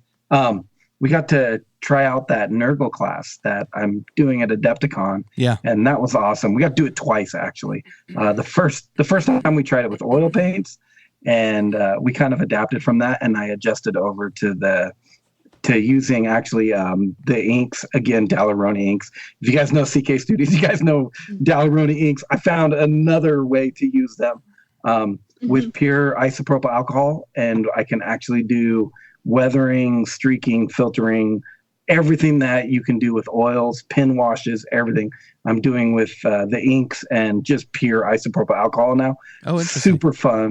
Super fun. Very cool. Yeah, I kept trying to go in and talk with you guys, but I didn't want to interrupt because every time I tried to talk, you guys were giving classes and stuff. So I just kind of snuck in there at one point just to say hi and see how you guys were doing. But man, you guys were both very, very busy. So any personal highlights from there that you want to take away? I have a really fun one. Caleb, I'm of course building my Death Guard army, and I'm in a constant state of building my Death Guard army. I'm so obsessed with building it, I can't paint anything. And so Caleb and I taught a couple of classes on the Nurgle effect, and they were on Plague Marines. And so I offered to the classes if they wanted to donate their painted Plague Marines to my army, I would love to use them. So I came home with a whole bunch of painted Plague Marines. So my army has started finally. Nice. So that's just it was fun. I'm sure the offer is going to stand at Adepticon too. If you're joining us for the Plague Marine class at Adepticon, be sure to hit up Kat if you'd like a model that will be featured in her army. We can make that happen. I did purchase a couple, speaking of Adepticon, I don't mean to jump forward, but I did purchase a couple extra Plague Marines. So I'm hoping I can fit in a few of the walk-ins. I know I got a lot of requests to see if people can get in. Classes sold out so fast. Yeah, that was crazy. So but I bring cash, bring the paintbrushes, and just stand at the door when the class starts. I have like 4 extra Plague Marines. There might be like such a tax. A fun class. There might be like a donation to cat tax on them. It was such a fun class to experience at LVO, and it was so popular. Everybody was so excited. So yeah, we're looking forward to sharing that one. LVO was just fun. Good. It was a really, really great experience. Good. Any other highlights for you, Caleb? Highlights for me, most of them, the classes were amazing. I mean, the students that I had were amazing. Working with the GW guys a little bit, they offered to supply some of the paints that I needed for the Nurgle class and stuff like that. It was great. But I got to bring the Titan there. I've been asked by so many people to see it, and thank you for allowing the Titan to go to Las Vegas. Yeah. Thanks, John Fearhelm, for dragging it down there for us in his car. Yeah. Thank you, John, for not only dragging it down there, but dragging it down to the room and then taking it back up to your room and then dragging it back down. And yes, he was definitely the Titan. What was the general feedback and consensus after looking at it? What did people have to say? Mind blown. Yeah. Mind blown. I was in there a lot with it because I was checking it out, and people just wanted to go over it and over it and over it and over it.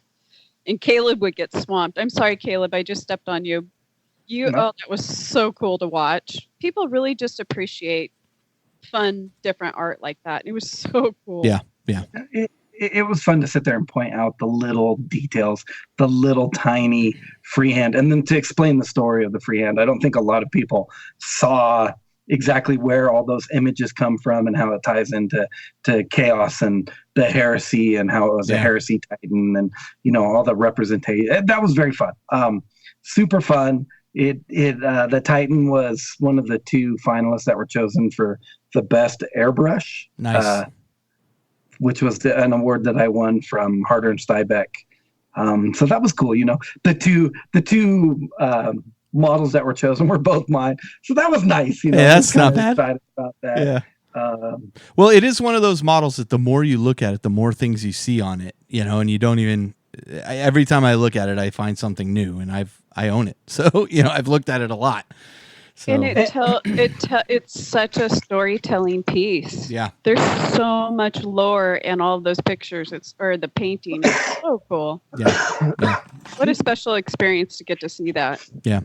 So and go ahead. Oh, and good news, Carl. I have the Titan. What are they called? The precepts? Mm-hmm. The pilots? Yeah. I do have them. Oh, do you? So yes, I had put them all aside along with some of the hoses that had broken off. Yeah. And when I was getting out everything to start the next weapon, I found everything. Anyways, I know that we got to kind of hustle through that, but I'm glad you told me. I was disappointed I had lost them, and I thought it was me that had lost them. So no, I have them. So let's talk about the CK Studios classes you have coming up for people who may not know or are just now kind of learning about it. It takes a certain number of people to get you guys to come out and do a class.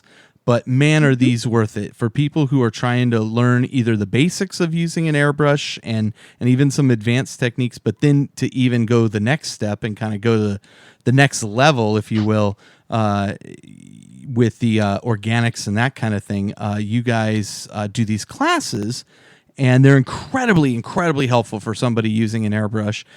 Where are you guys heading out to soon to do those classes? Oh, we have a really fun schedule coming up. We just finished up Lansing. We had a sold-out class there with 25 students that were just awesome. That's Michigan, yeah? Yeah. So after Adepticon, we're going to be in San Antonio in April. And I think we have about 6 seats left for that class. And then for May, we have a really fun trip coming up. We're going to go to, it's just outside of Nottingham. Nottingham. Oh my gosh, you corrected me on that last time. I'm just trying to save you embarrassment for when you go out there. That's all. Because believe me, I got ribbed for it. I love it. That's gonna be so fun. So we have 2 classes going on while we're there. So over the weekend, Friday or Saturday and Sunday, we'll be teaching a 101 and then carry over Monday to Tuesday for 102. And we have quite a few students doing both. And the 101 is the entry airbrushing class. The 102 is the organics and more advanced techniques, right? Right. Okay. Right. That 102 is the one that Justin just took. Yeah. Yeah. And then out in July, we'll be up in Canada at and also, I'm sorry, while we're over there in the UK, doing some fun stuff with the students. We're arranging to kind of rent a great big place to all stay together and traveling and all that kind of fun stuff. But we're also going to go to Warhammer Fest. Nice. So we'll get to experience that too, and hopefully with some of the students. And then in July, we'll be in Canada in Victoria, British Columbia, and that class is sold out already. That's a 101 class. So that's exciting. Are these the first international classes you guys have done, or have you done these before? We've been up to Canada before, and this is our first time in Europe. It's tentative right now, but possibly happening that we'll be in Denmark in the fall. Nice. So so lots of fun. Well, that's fantastic. You keep breathing right into your mic. That's fantastic. Anything else you guys got going on you want to talk about real quick? Coming up after those set classes, we're looking at Philly, We're looking at Chicago for a 102. We're looking at Denver for a 102. Talking with Brian with Scale 75, and they're already like gung ho to do a 102. That class is actually going to be with the Scale 75 figure instead of the Black Sailor's pirate that we're doing. So it'll be a little change up. If you've already taken the 102 and you want to take another 102 with a different figure, that might be worth the travel for. That's in Texas. Yeah, that's going to be in Texas. I'm sorry. And then we're also looking at Phoenix and I think possibly Boston, correct? Right. Exactly. And so if for people who are not taking notes on this as you're talking, where can they go and find this schedule and see if it's kind of coming to their area, or how do they reach out to you and say, hey, I'd like you to come to my area. I've got a group of people that are interested. Yeah. They can find us on our Facebook studio page. So go and do a search for CK Studios and message us directly through there. Caleb and I are both on the receiving end of all those messages. And that's usually the best way to get a hold of us. And then we just start going from there. We find out what they're thinking and what kind of community base they have that they can kind of start filling seats. And then we find a venue and away we go. Very cool. I got to tell you, I mean, these classes are just incredibly useful. And I mean, especially if you that 101 class, if you're having any difficulty with your airbrush or you're getting frustrated with clogging or those kinds of things, like you go over so many details that help smooth that whole thing out. It's just a really, really useful course. Oh, yeah. And we modify it and make it better every time. We just incorporated another new element in Lansing and just really always fine-tuning it. Just keeps getting better. Very cool. Very cool. Well, guys, anything you want to add before we kind of knock off here?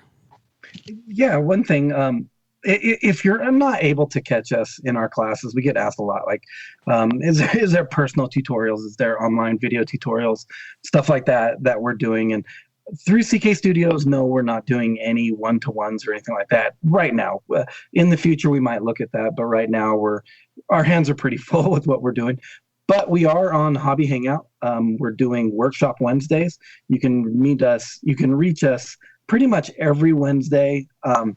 It's at 6:30 p.m. Pacific Standard Time. And we usually spend about an hour and a half going over a tutorial of some type. We're just painting on a Kingdom Death model for the last 2 weeks. Did some alternate skin tones and then some painting armor and stuff like that. But we have a new topic each week that we kind of just kind of playing with painting. But you're always welcome to jump on there and come hit us up and talk to us about painting and any questions you might have or something like that. We're always welcome and willing to discuss it there also. So you can meet us over at the Hobby Hangout. That's one of the Facebook groups. Just do a search for the Hobby Hangout. Very cool. Very cool. All right, guys. Well, thanks again so much for joining, and thanks for having me bring the Titan down to LVO, and I was glad you got to show it off, because it's just a piece that I every time somebody comes over to my house, it's new coming over to my house, I go, let me show you this. Right, this is what Caleb painted, and this is the one I always talk about. So it's just fantastic. So thank you so much. Well, when's the Warlord gonna come? The Warlord, the Warlord Titan. No, I haven't. This thing hasn't even hit the table yet. It's going to hit the table in our first Apocalypse game, which is coming up. I wanted to do it before Adepticon, but it looks like it's going to be after Adepticon. But I'll take plenty of pictures and video while we do that. So, yeah, fun. All right, guys. Well, thank you so much. Thank you, All right, Carl. Thank you.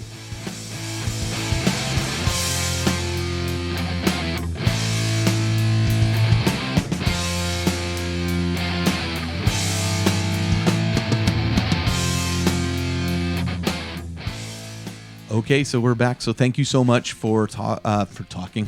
Yeah, thanks for talking, Adon and Justin. I meant to say that. Thank you for talking, Carl. Thanks for listening to the Independent Characters episode 169. And, again, I'm going to reiterate this again.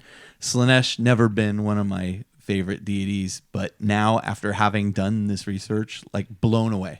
Yeah. Blown away at the depth of it. Yeah, I mean, I still wouldn't do a Slaaneshi army, but just in terms of the lore. Yep. For me. Yeah. Me too, yeah. And sure. Again, I think people focus on that one kind of sexual aspect of Slaanesh, but it's really so much more than that. And even Games Workshop itself, like, I think if their concern with this is that it's not the appealing, NSFW stuff, right? that it's not safe for work, so to speak. Like, there are other ways they can approach this, and I think if they just sit in a room for a day and throw ideas, there's going to be a bunch that are going to stick. Well, you could even, they already have the idea for the 6 heralds of Slaanesh. You do one from each of those realms. Oh, it'd be fantastic. You just have to figure out how to design them to represent those various things. But totally. Yeah. Like the riches one. I mean, you could do stuff with like gold everywhere. Yep. And, When they could switch gears too and do more of the pain aspect of it and kind of go more Hellraiser. yeah. I think the problem there is it conflicts a bit with the Dark Eldar in that aspect. A little bit, So but- they need to differentiate it from that a bit too. So, I mean, it's tricky, but they could thread that needle, and there's a lot. Yeah. That needle hole is pretty big. Yeah, for the them to Slaanesh, thread. the obsession piece is just Yeah. ripe. So, yeah, I mean, I think his realm was just absolutely fascinating to learn about and read about. And it, like you said, it's insidious how it sneaks into you. And then next thing you know, you're caught within the throes of it. It's just awesome. I could totally see this happening, like, realistically. Yeah, absolutely. Yeah, so. Yeah, one of the other things I thought was interesting, because we're doing this series of episodes, in the most current White Dwarf, if you've noticed the golden demon things, they're all demons. Mm-hmm. So it was kind of cool that it kind of intersected with what... Oh, that's interesting. Yeah. I haven't even really noticed the in correlation. the March White Dwarf, the golden demon things they're showing, they're all demons. Very cool. Yeah. So I'll say it again, T-shirts are still available. You can order them. You go to our website at theindependentcarers.com. There's a merchandise button in the upper right. Are we sold out of any other sizes? 3XL and potentially medium. If we're sold out, the ability to order it is not there any longer. Right. But I've also opened up ordering for the UK at the moment, but it's a one-time thing. So, like, if you want one of these shirts... Yeah, you're going to need to do it. I don't remember the dates. I'd have to go back and look at them. But you need to do it within the next few weeks, because after Adepticon, I'm going to come back. I'm going to do one shipment, and that's it. I'm done with. It's just too expensive. It's too difficult to do. And super cool to see all the shirts turning up on the feed. Oh, I love it. Yeah. And it really seems like they make you roll better. I mean, that's the anecdotal evidence seems to be that you win more with the shirt. Yeah, I'm telling you. It is a force multiplier. Proof's in the pudding. Yeah, it is. I love when people are like, "Was your hobby force multiplied?" It's great. I love it. Thank you so much for posting those pictures. I'm glad people are enjoying them. Yeah. I'm glad people are as happy with them as I was. But yeah, you can still order those. I am still looking into the EU. Somebody pointed out, well, I noticed that you say UK and EU. Now it's just UK. It's because I have an in there that I can work this one time. One of the things I'm thinking about is, once this initial wave is kind of done, I may go to a print-on-demand group in Europe and UK, give them the files. The problem is it's not very profitable at all. So that would be done more on terms of just, if you really want to buy one, it's out there for this period of time.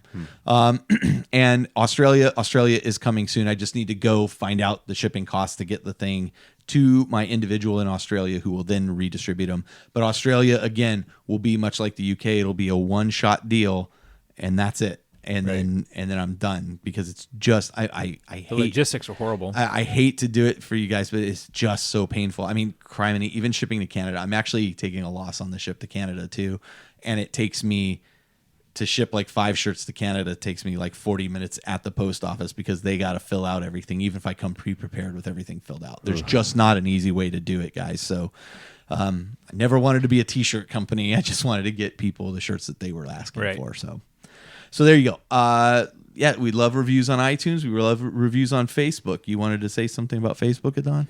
No, I think there's a lot of really cool stuff happening on Facebook. The group. Yeah, on the group, the Facebook community group. Eric Beers has this accountability buddy thing. He does it. It's a once a month thing. Yeah, and it's kind of like a mini hobby challenge. Thing to kind of keep each other on point for doing their hobby goals. And so thanks for doing that, Eric. That was kind of an organic thing that he brought up, and it's kind of cool to see that. I've said it once and I'll say it again. I mean, that group is kind of self-moderating so great. And, real positive. And there are people out there who help us. They may not be mods, but they'll send us, hey, be aware this thing's going off the rails or whatever, and we can step in and kind of shut it down. And we do. And, if some people complain that maybe we're a little heavy-handed on the moderation, well, and sorry. Tom Taylor Biggs, sorry, I deleted his homemade stat page. I thought he was posting real rules, and they weren't, and I deleted it. I felt so bad. Thinking it was actual rules. Yeah. And but it looked cool. It was very authentic looking. Post it again, dude. That's fine. Post it again. We promise we won't delete it, and if Adon does, then we'll slap him. But no, I mean, the group is just so positive, and we keep hearing that from other people who are like, I'm so happy this group is here and like this, because it really is exactly what I was looking for. So I love it. I love to hear that. That's great. I'm glad people are enjoying it. Totally. Anything else you guys want to add on this? No? Yeah? Nope. No? Okay. No. All right. We're in for a bunch of change next time, though. You better believe it. We're gonna change it up. Yep. So until next time, this is Carl. This is Adon. And this is Justin. We're coming to you from the Astronomicon, where everything is perfect. Perfect. Gal Gadot. There are 50,000 shades of pink. Oh. And this guy will be enjoying an excess of hobby progress over the course of the next week and a half as I get ready for Adepticon. Nice. Yeah. Hey, we'll see you guys at Adepticon. Yeah. Absolutely. We'll be wearing our shirts. Yep. Some of us with sleeves. I may need to give you another shirt. You gave me 2. That's why I cut the sleeves off this one. Okay, good. All right. Yeah. He's hulking out. All right. Hey, gains, bruh. All right. We'll talk to you guys after Adepticon.